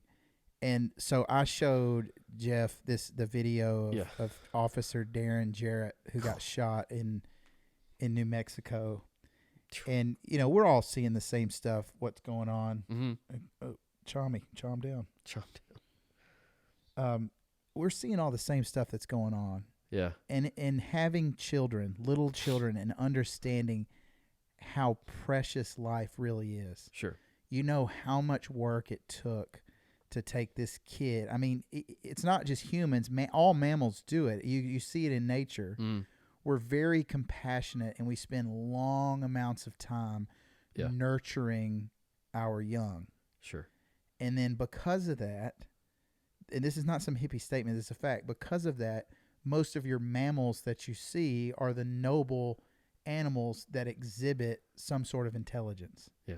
There's a lot related to that, I think. And you probably see something like that in your kids where, maybe you saw something in your kid that they were special at, and you nurtured that thing, or you encouraged that thing, and then you watched that grow inside of them. Yeah. I think it's the same thing, man. Like, yeah. We just, here's this officer. If you haven't seen the video, go look it up. Sometimes people turn their head and don't watch things because it's pretty gruesome. Mm-hmm. This is one of those things that I feel like as a human being, you need to see this. Yeah. Because here's a man doing his job. He wasn't being a douchebag, man. He was not mean to that guy. He was doing his job. He walked up. He's like, look, man, you will come back to my car with me. He even tells him, like, dude, you don't have to come back to my car with me. Like, I just got to check you out. He's doing his job. Yep. I don't even know what he stopped him for or what he saw. But if you haven't seen the video, the guy gets out of the car. I even want to say, did he recognize that he had a firearm in the car? I don't think so. So the guy comes out, bro, with a AR and blasts him. And from my understanding, because they blur it all out, he goes around to the other side and even puts the gun to the back of his head and executes him. Sure. And it's like, so there's a lot of problems there, but here's my problem. Human life is human life. Mm-hmm. And if people want to continue to be tribal and put labels on it like color and us and them and foreign and domestic and whatever, and I'm not trying to get into the immigration thing, but I think we do have a responsibility for our communities. Mm-hmm. I think, same as us, like as a male running a family, your responsibility first is to home, right? Right. You get your home in order. Jordan Peterson talks all about that. Forget the world's problems until you solve your problems. You have the greatest control over your trajectory out of anyone that could ever exist. No one can affect your life more than you. That's a fact. Totally. I'm not even arguing that. It's biblical. It's everything. Sure. So, yeah, man, just this complete disregard for this man who's just doing his job. And, yeah, if you want to hate cops, and there's bad cops, there's good cops. Hey, man, there's bad people. Yeah. And when those bad people go to do bad things, you need dudes who are going to get their hands dirty. Yeah. So going back to Brazilian Jiu-Jitsu, we got a dude over there who's a Metro cop. And I low-key don't go easy on that dude, man. Because I'm sitting there thinking, this dude is here for a reason. He's trying to learn. Yeah. And I outweigh this dude by 50, 60 pounds. And he's lanky. He's strong, too. Yeah. But I'm going to give him, bro, every bit I have. And there's another guy that's a prison guard. Same thing. Yeah. It's like, bro, I can't go easy on you, man. Yeah. Like, I'm the deadlifts that you got to do to get you where you want to be, to where this prison guard isn't going to wring your friggin' neck. Yeah. The prisoner. Yeah. Is that what you mean? Yeah, the prisoner. So, like, the prison guard, so where the prisoner doesn't kill him. Right. Grabs you around the neck, rear naked choke. What do? Right now, you're going to die. Yeah. You come over here and lift this big 245 every Wednesday, and there's another guy in there, bro, that's a friggin' mammoth 27-year-old guy. His name's Johnny. Everybody knows Johnny. Everybody gets a piece of Johnny, bro. And he's 27, and he's about to do a tournament, and he's going every single day. And, dude, I would love to keep up with him. I would love to, but I can't. Yeah. You just can't do it. No. I got some retired knees, bro. 37-year-old joints. Yeah. Yeah. But, man, the disregard for life with this guy, I mean, it's got to stop both ways. You know, It does. there has to be personal responsibility where people, you know, get their lives on track. Sure. Stop worrying about all this political whatever and this label and that label, and get your crap right, man. Yeah. Get your money rolling in.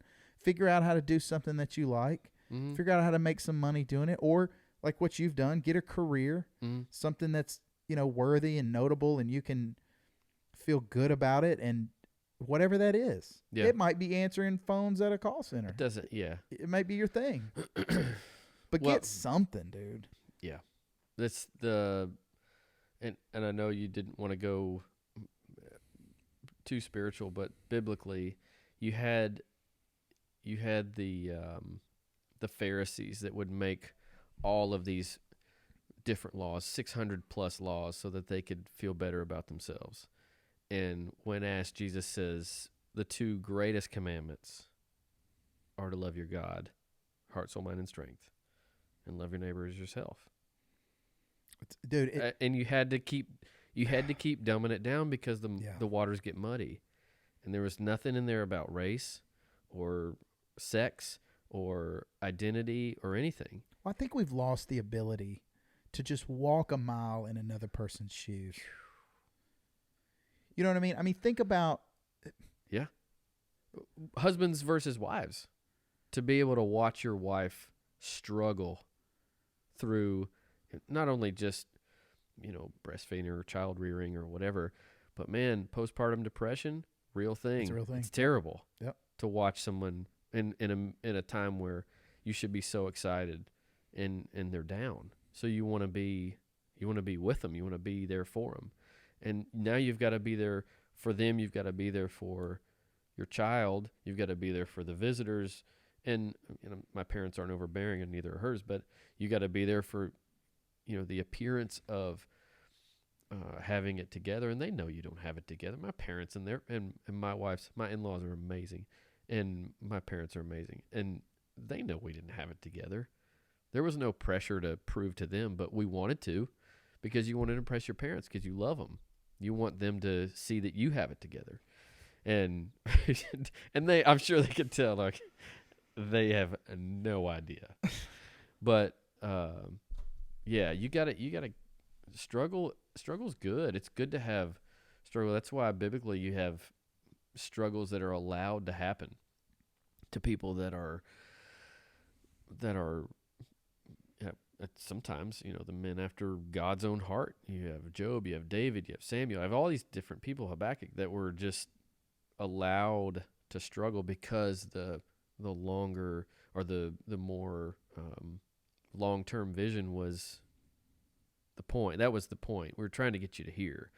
And I think that when I was a fireman earlier on, I was wanting to get promoted, and I wanted to learn, you know, and kind of move up the ranks a little bit. And at the time, my second job was going really well, and there were some times where I thought maybe I would leave the fire department and to go to this second job, this other job that paid a lot more. And I remember the conversation that my wife and I had when she said, you know, we sacrificed a lot for you to get this fire department job. And I think you should see it through. So once I for sure agreed that was the case, and I knew that I was going to be at a place in 25 years, being there 5 years and not promoted yet, it wasn't as bad, because now I'm long-term oriented. I know I've got 25 years here, and here I am in year 17, and I'm a lieutenant, and I'm working with some great guys, and it's awesome, you know. So you have that long-term vision, and it helps put into perspective, you know. And that's what you try to teach your kids. Like, they're worried about today. Yeah, I try to tell my kids all the time. I'm like, dude, just enjoy Yeah. being with each other. Like, you don't know what it's like. Like, my brother lives in Murfreesboro. Mm-hmm. and I basically never see him. Well, my brother lives in Memphis. He's a mechanical engineer. Very as in Tennessee we call him heavy in the head. Very smart. Did you you just had one brother? Yeah. Older or younger? Younger. Okay. 4 years younger than me. And we So talk he's smarter than you. 10 times. Does he like to talk? He would love to. Oh my God, he would love to talk. So he got me. So he's a into, mechanical engineer. What does that mean? What is? He's a mechanical engineer. He can stamp plans. So he's a PE, a professional engineer. So he can look at your mechanical plans and stamp them and be like an authority. And so he got me into the Old Fashioned, which is a drink I know it. that I review on Instagram. Old Fashioned. Yo, I'm Church of Christ. That don't mean I'm dead. Old Fashioned _ TN on Instagram. I don't drink now. Well, good. So he got me into the Old Fashioned, and he kind of got me into the bourbon, I guess you could say. So we're pretty close, pretty cool. Now, did your dad drink when you were a kid? No. Same. Same. I remember actually going to a neighbor's house that had beer and remembering that I saw. He was probably playing like that Fog I saw Hat beer. and James Gang. I Yeah, bet he knew probably. who Joe Walsh was. He knew Joe Walsh was. But I remember, and so I had a great uncle in North Florida. We would go for our family reunions. Where in North Florida? I guess the biggest town would be Chiefland on the Swanee River. Yeah, Lake City. Man, I've spent a lot of time in Florida. I'm gonna have to look that up. Okay. Well, is it like headed towards Tampa, or is it out towards like Panama City? it is. It's. I guess the closest city would be Gainesville. Dude, Gainesville's a cool place. Yeah, so it's east of Gainesville. I low key. I'm not trying to get you off track. We're going right back to North Florida. It's fine. I saw a skateboard like contest break out in front of a skateboard shop in Gainesville one time, and I was sitting there eating a burger and fries in a parking lot that I meant to go get in my car and just leave. Near the college, or like, near the just right downtown next to all the bars and stuff. Wow. But anyway, so you're going to North Florida. We go there for a family reunion. My uncle played for the University of Florida football team. Big time Florida. My mom's from Florida. My dad, by way of Are Pennsylvania. they Tom Petty fans? I mean, why not? I'm a Tom Petty fan. Bro, I got a Tom Petty signed record, 2 of them. Jeez. Full band. Mudcrutch. Amazing. But Sorry, go ahead. no, our family reunions were on the Swanee River, and my Uncle Claude, who died earlier this year, his nickname was E.T. for Early Times Whiskey. And I knew that when I saw his big gas station mug, anti-tip, it was basically like, it looked like the top of the space shuttle that lands back in the water. It just has a handle on it. I think I know what you're talking about. That's got Early Times in it. 7-Up. His life jacket's on his boat. E.T. Everybody knew him as E.T. Claude Cawthron. I mean, so that's, you'd go there and you'd get hurt. You'd put dirt on it. Literally put dirt on it. I mean, you just, as a kid going down to the river for the family reunion, it was and still is, and I haven't been in a few years, but I was able to, I don't know, man. It was almost a spiritual thing to go down there and just be without anything, really. You just had the river, you had some boats, and you had your family. There's nothing else out there. I mean, literally there's nothing there. So you'd go on the boat, you'd fish, you'd swim, and all this stuff. You'd be around your family, you'd ride your bikes. Yeah, it was amazing. Dude, I remember family reunions. God, my grandmother, she's from Sparta, Tennessee, had 13 brothers and sisters. Golly. Bro, 3 of them died before the age of 12. And I always say this, she always talked about it like they just fell off the wagon. Like it wasn't a big deal. Like I'm sitting there thinking, dude, if I lost a child, that would be just traumatic. And they lost 3. But you got to think that, how many? 13 total? 13 total. Had every one of them at her house until the very last one. Your whole marriage, you've basically been pregnant. Yeah. I don't know how old. Dude, I would love to get my grandmother. She would never do it. I would love to get my grandmother down here and just She would do it. And just talk for hours. Oh, And just get her to tell me everything. so my dad and his sister and brother, I think I don't know how they may have figured it out or planned it together, but they went up when my grandpa was in Pennsylvania, and they would go around, and my grandpa and his friends, they would cassette tape record conversations back and forth. Really? And they have them. Yeah. Yeah. That's all. Do you still have them? I think my dad does. That's awesome. You should do that with your grandmother. Yeah, I'll have to. I'll have to go get her. These are comfortable chairs. She'll be Tell her fine. I'll get her some catfish. Oh, Dude, have you ever been to the Catfish House in Springfield, Tennessee? I have been to the Catfish House. There's also Catfish Campus in Columbia. Is it good? It's really good. Bro, is it Springfield? Bro, that place is insane. I told my wife, I said, if everybody coming to Nashville knew Yeah. about that place Yeah. and how legit, It's yeah. bro, that is Gatlinburg before Gatlinburg got taken over. That place is the last true piece of Tennessee right there. I don't disagree. I think And I think it should have a line a mile long outside with every tourist that comes to Nashville making the trek to Springfield, Tennessee to the Catfish House. like Hattie B's. It is. Yeah. It's that good. It is. Bro, their sides are in fried okra. I'm telling you. It'll make your taste buds beat your brains out. Dude. It's so good. I used to get the all you can eat as a kid. But now when I go up there, sometimes I'll make that mistake where I'll get the all you can eat and think I'm Yeah. going to bro out. It's not. But the sides are so good. The fries are good. Their Yep. burgers are good. Yeah. We used to go to Po Folks. I remember that. Was it in Madison? Oh No. Near the Was it Old Hickory? zoo? Greatmere? I remember it. My great grandmother used to love that place. The mean one. The one that made her husband watch the. We'd meet. That's the only times we would ever With see her. silent. Yeah, silent basketball. Now you can watch that junk, but you gonna turn it down. Hey, we would. That's the only time we would ever see her is meeting her at Po Folks out in Old Hickory. Old Hickory. That's where it was. Yeah. Yeah. Oh, I know, man. Yep. Bro, there was this place in Madison. My family used to refer to it as a greasy spoon. Yeah. I know But it's those like places. It's a yeah. meat and three. It's a meat and three. So I worked at Sherwin-Williams for a little while. You weren't ever my manager, but we had, I worked with Wiley there, and we had MTP manager training program. We had a girl there who was from either Wisconsin or Minnesota, and there was a local restaurant. It's gone now, but it was called Daylight Donuts.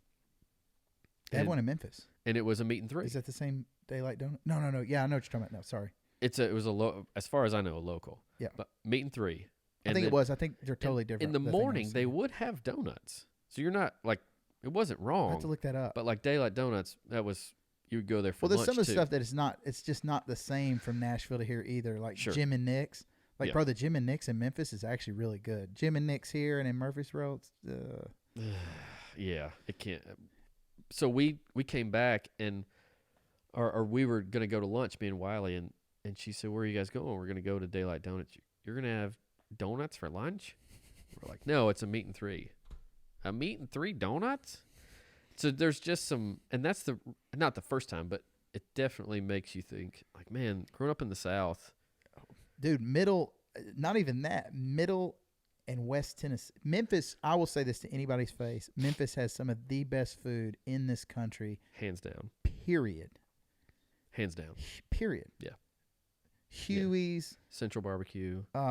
commissary out in Commissary. Germantown. Have you been? Oh my god. Commissary. I would drive it. If you said, "Hey, bro, let's go to the commissary," I swear I would drive Get in my truck and we'll today, go. and we just go. Well, we would have jobs in Memphis. We could just hook these mics up and just keep going. Just Keep on going. I'll put my phone. I've got a holder. Yeah. No, we had jobs in Memphis for a long time with the painting company, so we If would you're travel ever out there again, Bryant's Breakfast. Have you ever been? It's cash only. No, On Summer Ave. but cash only makes me want to go there. It is bad, bro. That is Memphis. They serve breakfast.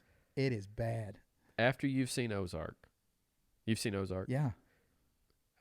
do you drive past mattress stores and I never thought about it. all these places and go, money laundering?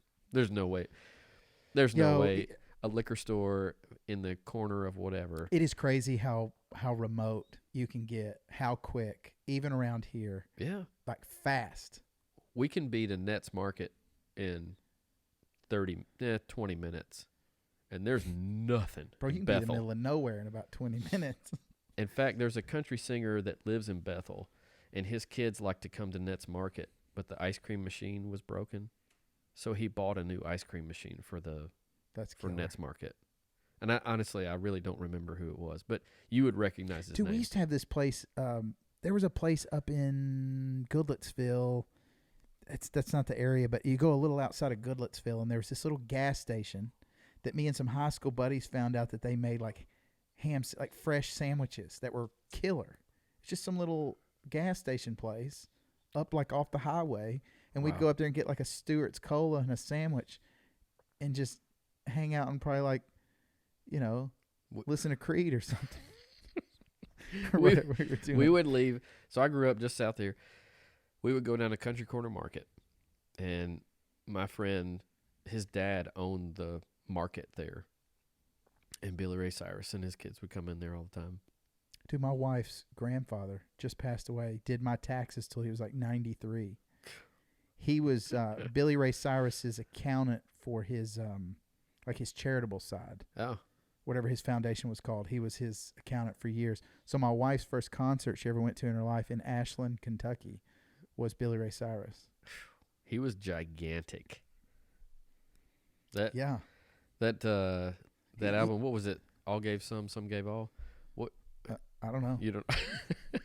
The one where they keep This breaking is your heart where I on jump off this boat. You're on this one by yourself. the flat top I mean, mullet. I'm not going to talk about him like I'm really a fan. No, I think he's good. No, He's making a comeback with that Yeah. one kid, man, riding a horse in the hood. That song was that's so a good. real good one. He can rap now. Don't discount him. No, I remember as kids coming into Country Corner Market, and we didn't. And at the time, you didn't focus on his kids. You're like, oh my God, that is Billy Ray Cyrus. That's him.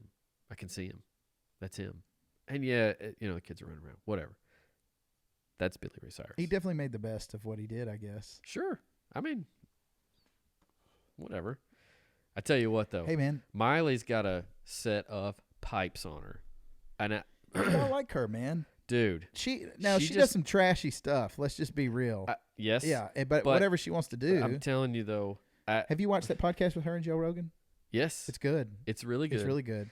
She does a heart cover. It's my party. No. Oh, gosh. Heart of Glass. I'm telling you, goosebumps. I like her. Heart of Glass. After Tom Brady won She the Super Bowl, bro. kills it. After they won the Super Bowl, I sent around this meme that was Tom Brady's head like on her body, swinging on that wrecking ball thing. Yeah. Are you a fan of his? Tom Brady? Yes. Yeah. Like, how do you could hate? Because some people just hate him. They're just like, I hate that dude. No. Matt, and look, I'm an Ohio State fan, football fan. I should hate him because he played for Michigan. I don't. He's the greatest football player of all time. And there's something about him being in his 40s and still doing it that is so I can appreciate it, and it is so respectable. Yes. That it's harder.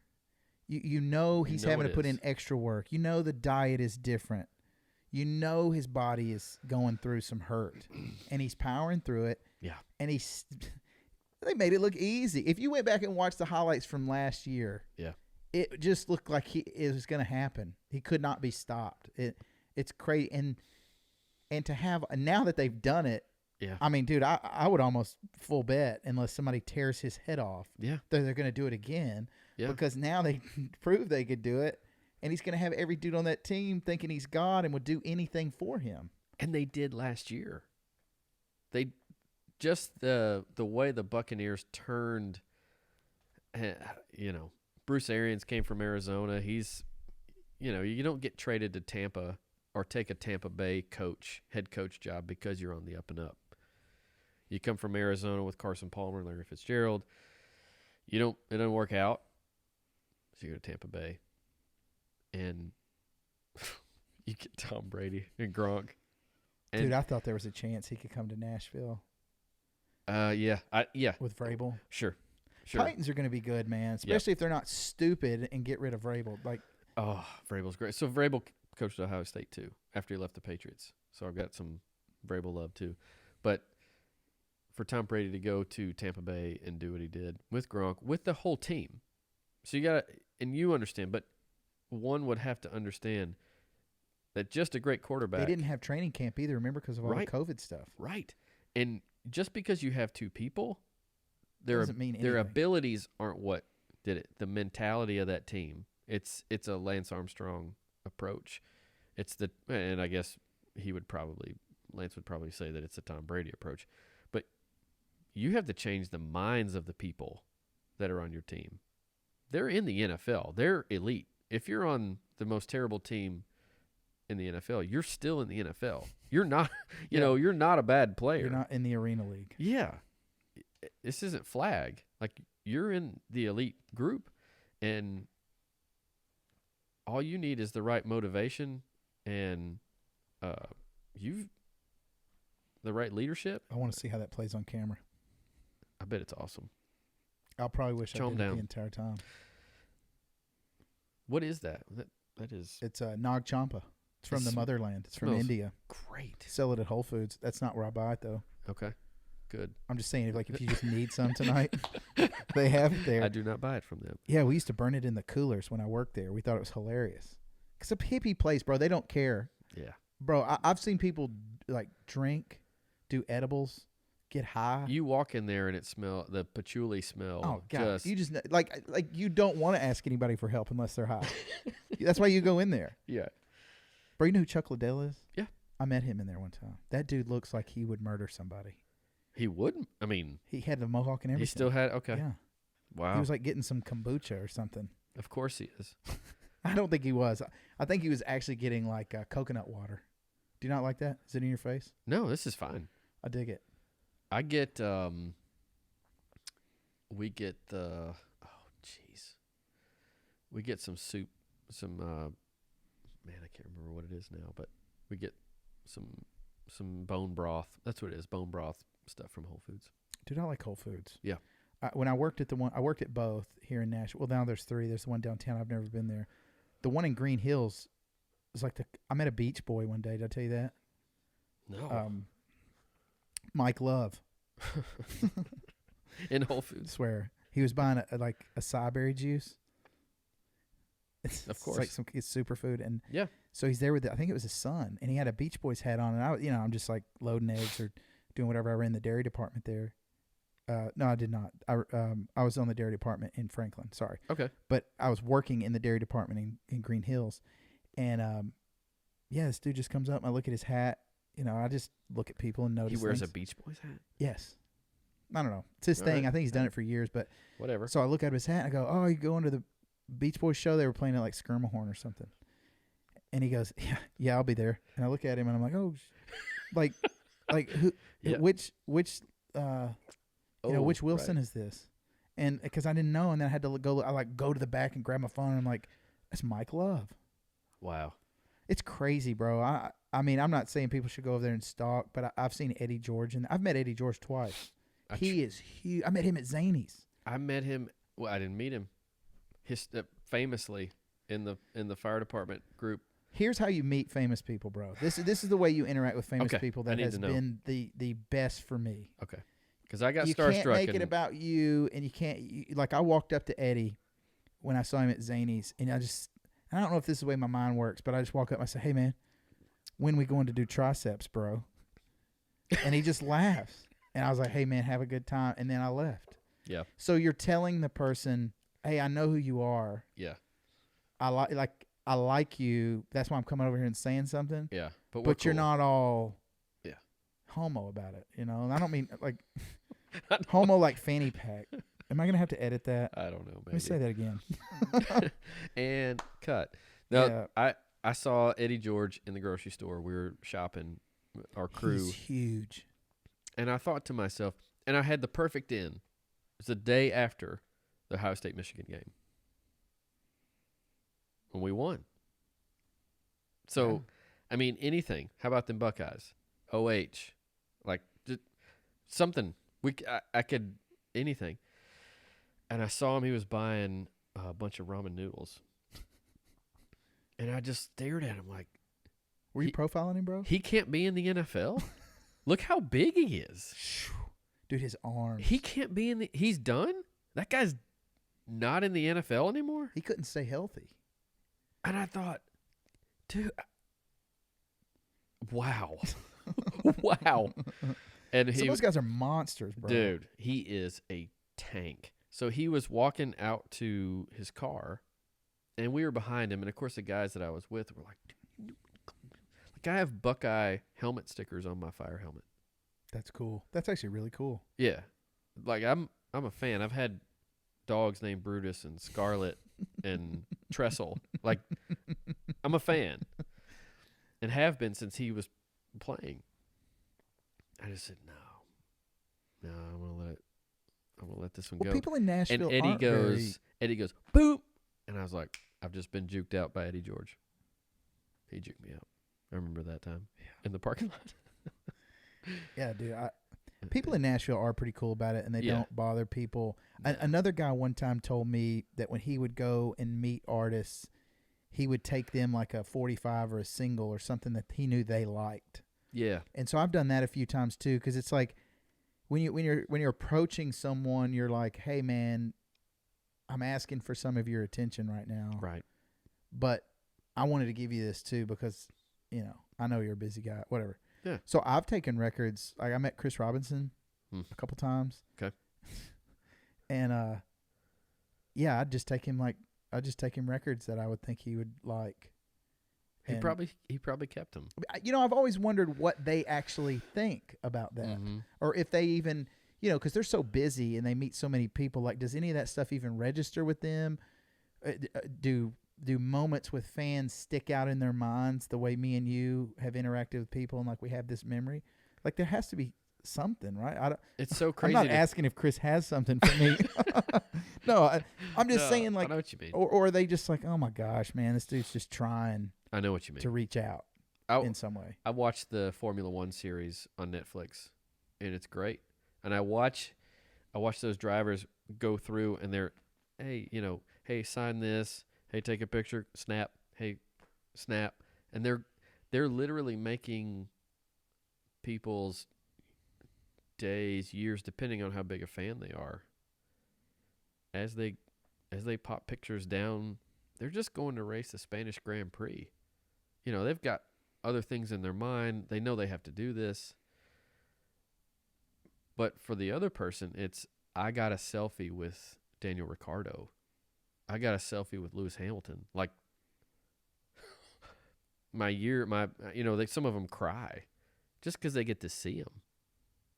I guess I don't see celebrities in that way. Like I I was know. talking about Steve Earle earlier. I don't either. I more or less see them as like, maybe they have all this information. In Steve's case, he interacted with Townes Van Zandt and knew Townes, and then obviously his son's music, and I just feel like he's this wealth of knowledge in his area. That's why I listen to his music, and he's good at expressing all of that in his music. Yeah. And so any conversation with someone like that is almost trying to figure out like how they work, what's important to them, what they do, because maybe he's got a woodworking shop.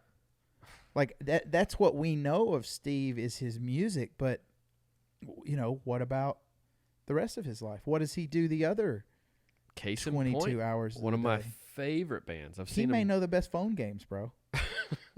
Hey, and he likes Eminem. Did you know that? I did not. Yeah, I don't remember where I saw that. It was in some kind of, it was Where's My Bag? What's in My Bag? Amoeba Music does these videos called What's in My Bag. And they have these artists that'll come in there, and it's like, obviously, what's in their bag, what they bought. Huh. And, so he I did saw one a of thing those, where I think. I saw a thing where Eminem dissed Michael Jackson early on. So Michael Jackson went and he might have really diddled those kids, by the way. I thought for years that maybe he didn't and got blamed. I don't want to, That's, yeah, next topic. Moving on. But Michael Jackson went and bought Eminem's catalog so that every time Eminem performed, Michael Jackson would get paid. That's hilarious. And then Eminem dissed him, or he did it? No, Eminem dissed him at first, and instead of publicly coming baller, back, isn't it? he just bought all his music. And then every time he performs, Michael Jackson gets paid. That's wild, dude. But one of my favorite bands, Jamestown Revival. You got to check them out. Oh, fantastic. I follow them on Instagram. And I saw a saw stop table saw, which is the technology that if it hits your finger, the blade retracts. And it doesn't cut your hand. Yeah. I saw them, they posted some kind of IG live, whatever, and I saw a saw stop in the background.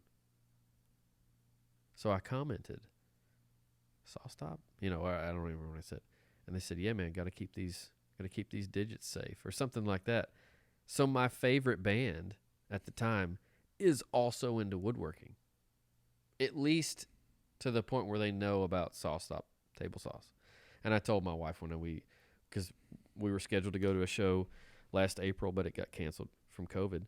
I was going to wear a saw stop hat. It's a super, old man, denim do you think, hat. So all of that for the celebrities, it has to get in a weird place too, because they have, like, they don't know, they got all these people reaching out to them. Yeah. And you don't know who is the crazy person and who really is just good people that would just, hey, what's up, Jamestown Revival? What's going on, man? Like the beer test. Yeah, y'all having a good tour? Like just actually talking to a human being like another human being. Right. I just love all your stuff. Right. Oh my God. But the Wild Feathers are great too. They've. I remember them. So the guitar player from Wild Feathers now plays for Jamestown Revival. Okay. I think they were the band that recorded. They recorded a video over in my old neighborhood. They probably did. In an old house. I'm trying to think of the name of that street. There's a guy who had his wife killed. And he's in prison, Tim Boza. He was a contractor. And he was going to help us redo this old house. But he had his wife nicked. But he was too busy scheduling his wife's nicking murder. And oh my God. Yeah, so now he's in prison straight up. Bro, you know how they got caught? Probably made a list and went to Walmart. They were talking on a cell phone, and the dude was like, I didn't know there was an insurance policy and you were getting the money from that. I want more than whatever the original amount was. So it's like they did something evil and then greed got him in the end. You know what I mean? So I mentioned this to my wife. I don't want to go into that. I was going to talk about something religious, and I'm coming back. But it's fine. Yeah, I always love how they recorded that video over there. Is what I'm saying. Wilburn Avenue. Okay, bro, it was the only street in my old neighborhood that we would not walk down because it was crunk, and that is the only way to describe that street, bro. I mean, it was scary, and there was actually a triplex right there. That's what he burned down. I wanted to buy it, and me and my wife. Who burnt it down? The dude who killed his wife. Evidently, he's an arson and a murderer. Are you a murderer if you didn't pull the trigger, but you paid the dude to pull the trigger? Straight. Yeah. Look, God, it's not murder, okay? I didn't do it. I didn't do it. He did it. Guy to do it. And then he just wanted more money, man. It ain't really my fault. I didn't think he'd really do it. It was a joke the whole time. Come on, Peter, man, let me in. Oh. I don't know, dude. I believe you get your butt whooped with people like that, Peter, man. Yeah. Yeah, dude. Case of the Mondays. The drywall at the McDonald's. Dude, I thought about that line the other day, the Mondays. Yeah. Dude, where they jump and kick that printer. That's the most epic drop kick of all time. I think that some of the classic. We're talking about Office Space if you haven't caught on. Yeah. Comedic movies and comedians. But the scenario that's played when he's driving into work and he's listening to that music and he's like, and he sees this guy walking up and he turns it down. Sinks down in his chair. And then as he walks past, he turns it back up and instantly he's all thugged out again. Yeah. Dude, my wife bought me some Ray-Bans. I've never had nice sunglasses in my life. But she got me some Ray-Bans. And so I drive to my jiu-jitsu class, which is 0.8 miles. You could run. Yeah, and I'm not. Not with these duck feet, bro. I'm flat-footed. I can't. It really hurts me to run, no joke. Like when I played basketball. Oh, yeah. high school and stuff, I would get shin splints. What do you? I just get good shoes. Me and Wiley talked about it. Evidently the feet's going to become a thing. Yeah. Oh, that's right. You talked about Brooks. Yeah, which is a flat-footed shoe. Yep. Yep. And then the Allbirds help a lot too. I used to wear Clarks, like the Wallabies. I remember those were actually those. really good. I remember those. That's all I could wear for years because the natural rubber, it just wouldn't hurt my feet. Man, I had a time, like a really hard time with my knees and below when I worked at Sherwin-Williams, walking on that concrete all the time. Bet. Have you ever thought about those inserts, the insoles? I thought you were going to say like being like that runner dude and just getting amputated at the knees. I'm glad you never thought of that. It's a terrible idea. What's that guy? Didn't he kill his Blade girlfriend? Runner. Yeah. The Blade Runner guy? How you going to kill your girlfriend, bro? You're not that mad, are you? on. Come on, man. She had to have deleted Calm down. She had to have deleted his Call of Duty account or something. Like, it had to be something just so egregious. You did what? I sold your PS3. Yeah, it's wild. Yeah.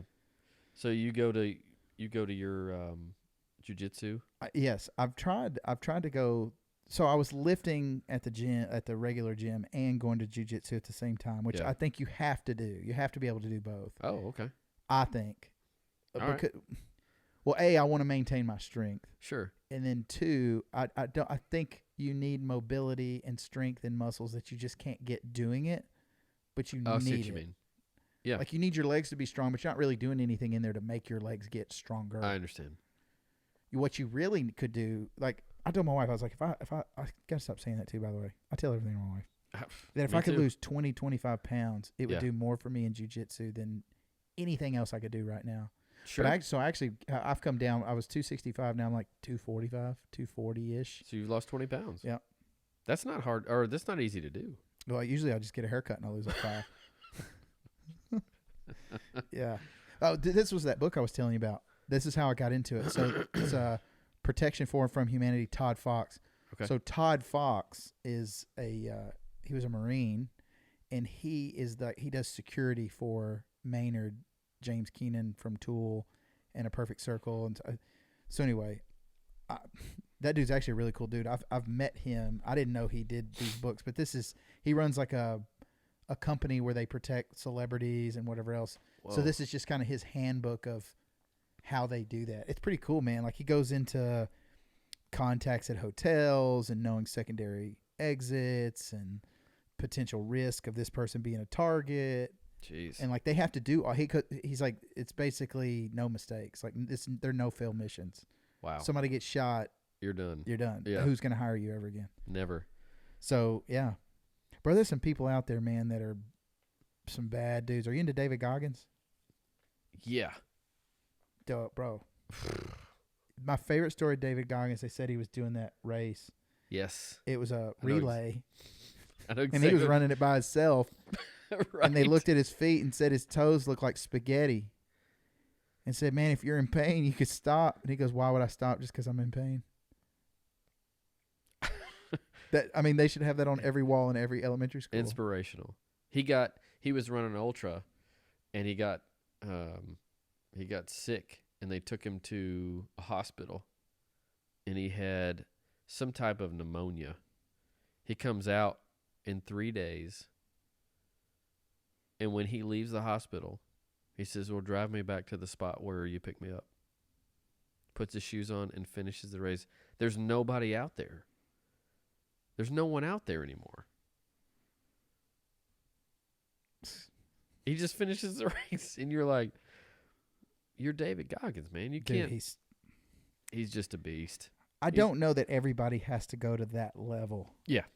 He's definitely if you've done any research whatsoever into the SEALs and who those dudes are and what those dudes do. Yeah. I mean, that Johnny Kim guy, oh my goodness, man. The extreme ownership guy, the Leif Babbitt and Jocko Willink. Do you have, Jocko's killer too. He's a jiu-jitsu guy. Yeah. Dude, he could talk to me and I would stop huge. doing his voice. Big. His voice would he looks like a friggin' rhino. Convince me to just stop what I was doing. Good or bad. Yeah. Just stop it. Okay. Man, he gets up at like 4 a.m, just crazy stuff. Yeah, I should start doing that. I get up at 4:30. Yeah. You get up at 4:30? Mm-hmm. Yeah, me too.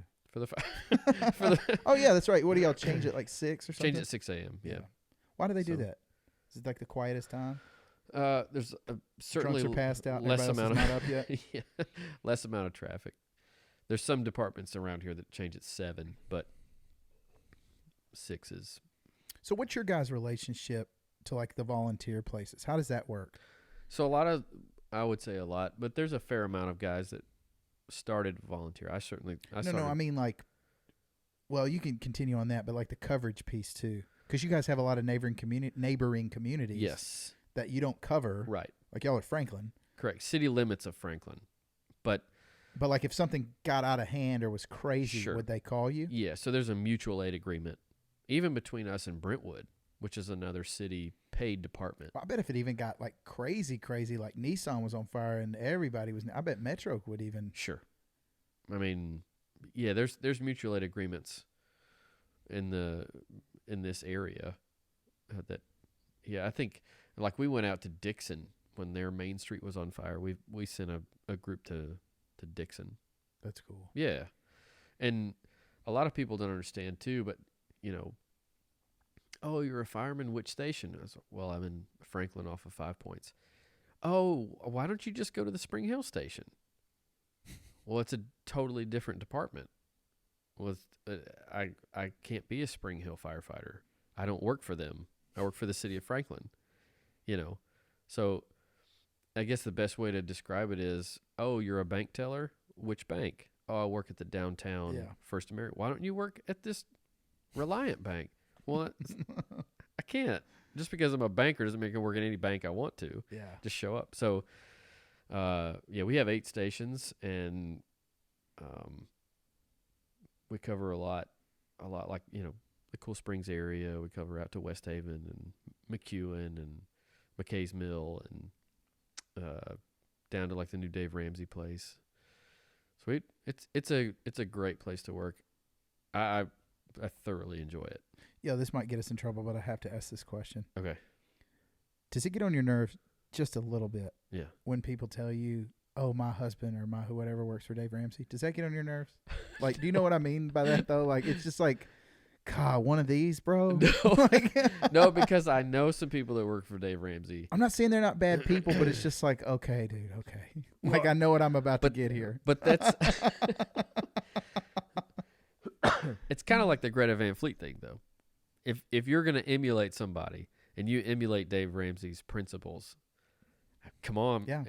I know plenty of people that will say, I took the class and you know what? I took the plunge and I Bro, you can't hate, like, you drank can't hate the everything. Kool-Aid. You know what I mean? Like, if you want to be a productive adult, dude, and not have absolute chaos in your life, I don't care if you like Dave Ramsey or your preacher or Thank God Exists or whatever. You got to get some of this in there. yes. And like get some stability in your life, Yeah. or it's just gonna be chaos. Let's say you go all in on Dave Ramsey. I don't think you're going to be worse for it. Like if that's all you did, if like you don't go to church, you don't do anything, all you did was just listen to Dave Ramsey's show and just start trying to apply. I got envelopes. I got my baby steps. I'm doing. I mean, yeah, yeah. Dude, my wife used to be basically a dictionary of all that stuff. When we're making financial decisions, I would go, hey, what would Dave say about this? And me and her are rational people and have self-control. And so we've been able to stray away from some of the things he says without implications. Yeah. But I think the reason he has to be so hardcore and fundamental about it is because you have so many people that don't have discipline and so many people that just can't control themselves. Well, that's not a mainstream topic. Don't buy what you can't afford. Yeah. No. The mainstream is just get a credit buy card. everything that you can afford and take pictures of yourself in it and then go buy new things. There's no reason why Kim Kardashian should have something and you shouldn't. So just You get a need credit this card. Coach purse and Yes, it doesn't matter. you need 4 copies of every Oasis record ever. I will say this. I've said 1,000 times that I'm not a things person. Yeah. I think a lot of guys are kind of... I'm as much of a things person as any other guy. Like, I like mics and gear and records and equipment and all that. But what I mean by that is I don't like it so much that I can't enjoy it. Yeah. Or that I guess create this bubble around it and like keep everybody else from enjoying it. And Sure. I struggle with that sometimes with my records because I want my kids to want to look at them, and like I'll let my kids go around and like pick one out, or Yeah. you know, hold the little one up and she can just pick one randomly. Love it. And so, but then again, you don't want them scratched up because you want to be able to use them again. Right. I know what you mean. So, you know, I struggle with that kind of stuff sometimes, but Enjoy it, like but don't playing it. destroy it. Yeah. Yeah. Yeah. I mean, I bought a record the other day. It's a $375 Smashing Pumpkins record. It's the only one I didn't have, Machina. Oh my goodness, bro, that album's so good. That album is so good. Everlasting Gaze. Bro, he's so killer. Billy Corgan, that voice, it doesn't matter. And I remember, Have you ever seen them? I haven't seen him live. Bro, to see it come out of him is weird.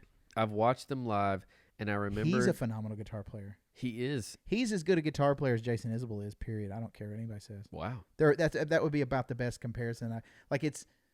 They're like wildly good. Like when you see them, you kind of know they're good, but then you really know that like, oh, this is something different here, bro. So I followed their drummer. Quite a bit. Their drummer was kind of where I would follow. And he had this insane drum set and had all these cymbals that would do special things. And I remember thinking like, oh, guy's got a special cymbal that sounds like eggs frying on a skillet or something like that. Dude, Pink Floyd did that. Yeah. Alan's Psychedelic Breakfast off of Adam Hart Mother. I can't believe I just pulled that out of my butt. You totally did. Did, bro. What about that? Yeah, that stuff's cool though, man. But he has this view of Billy Corgan does of all his music where it's just kind of like one big piece. He likes to do a lot of big epic stuff, you know, where like this album ties into this album is really this overarching like thing. a Prince kind of story. He's got a real appreciation for old country tunes as well. Yeah, I mean, maybe that's what drew me to that Steel Drivers album, but a story. It's a bluegrass. It's old fashioned. Do you listen to like the old bluegrass stuff? Flat and Scruggs? Like Bill Monroe and all that. Yeah. I mean, how can you not appreciate? Yeah, dude. I mean, you put your hands around a guitar and you go, "Wow, they did that. This is tough."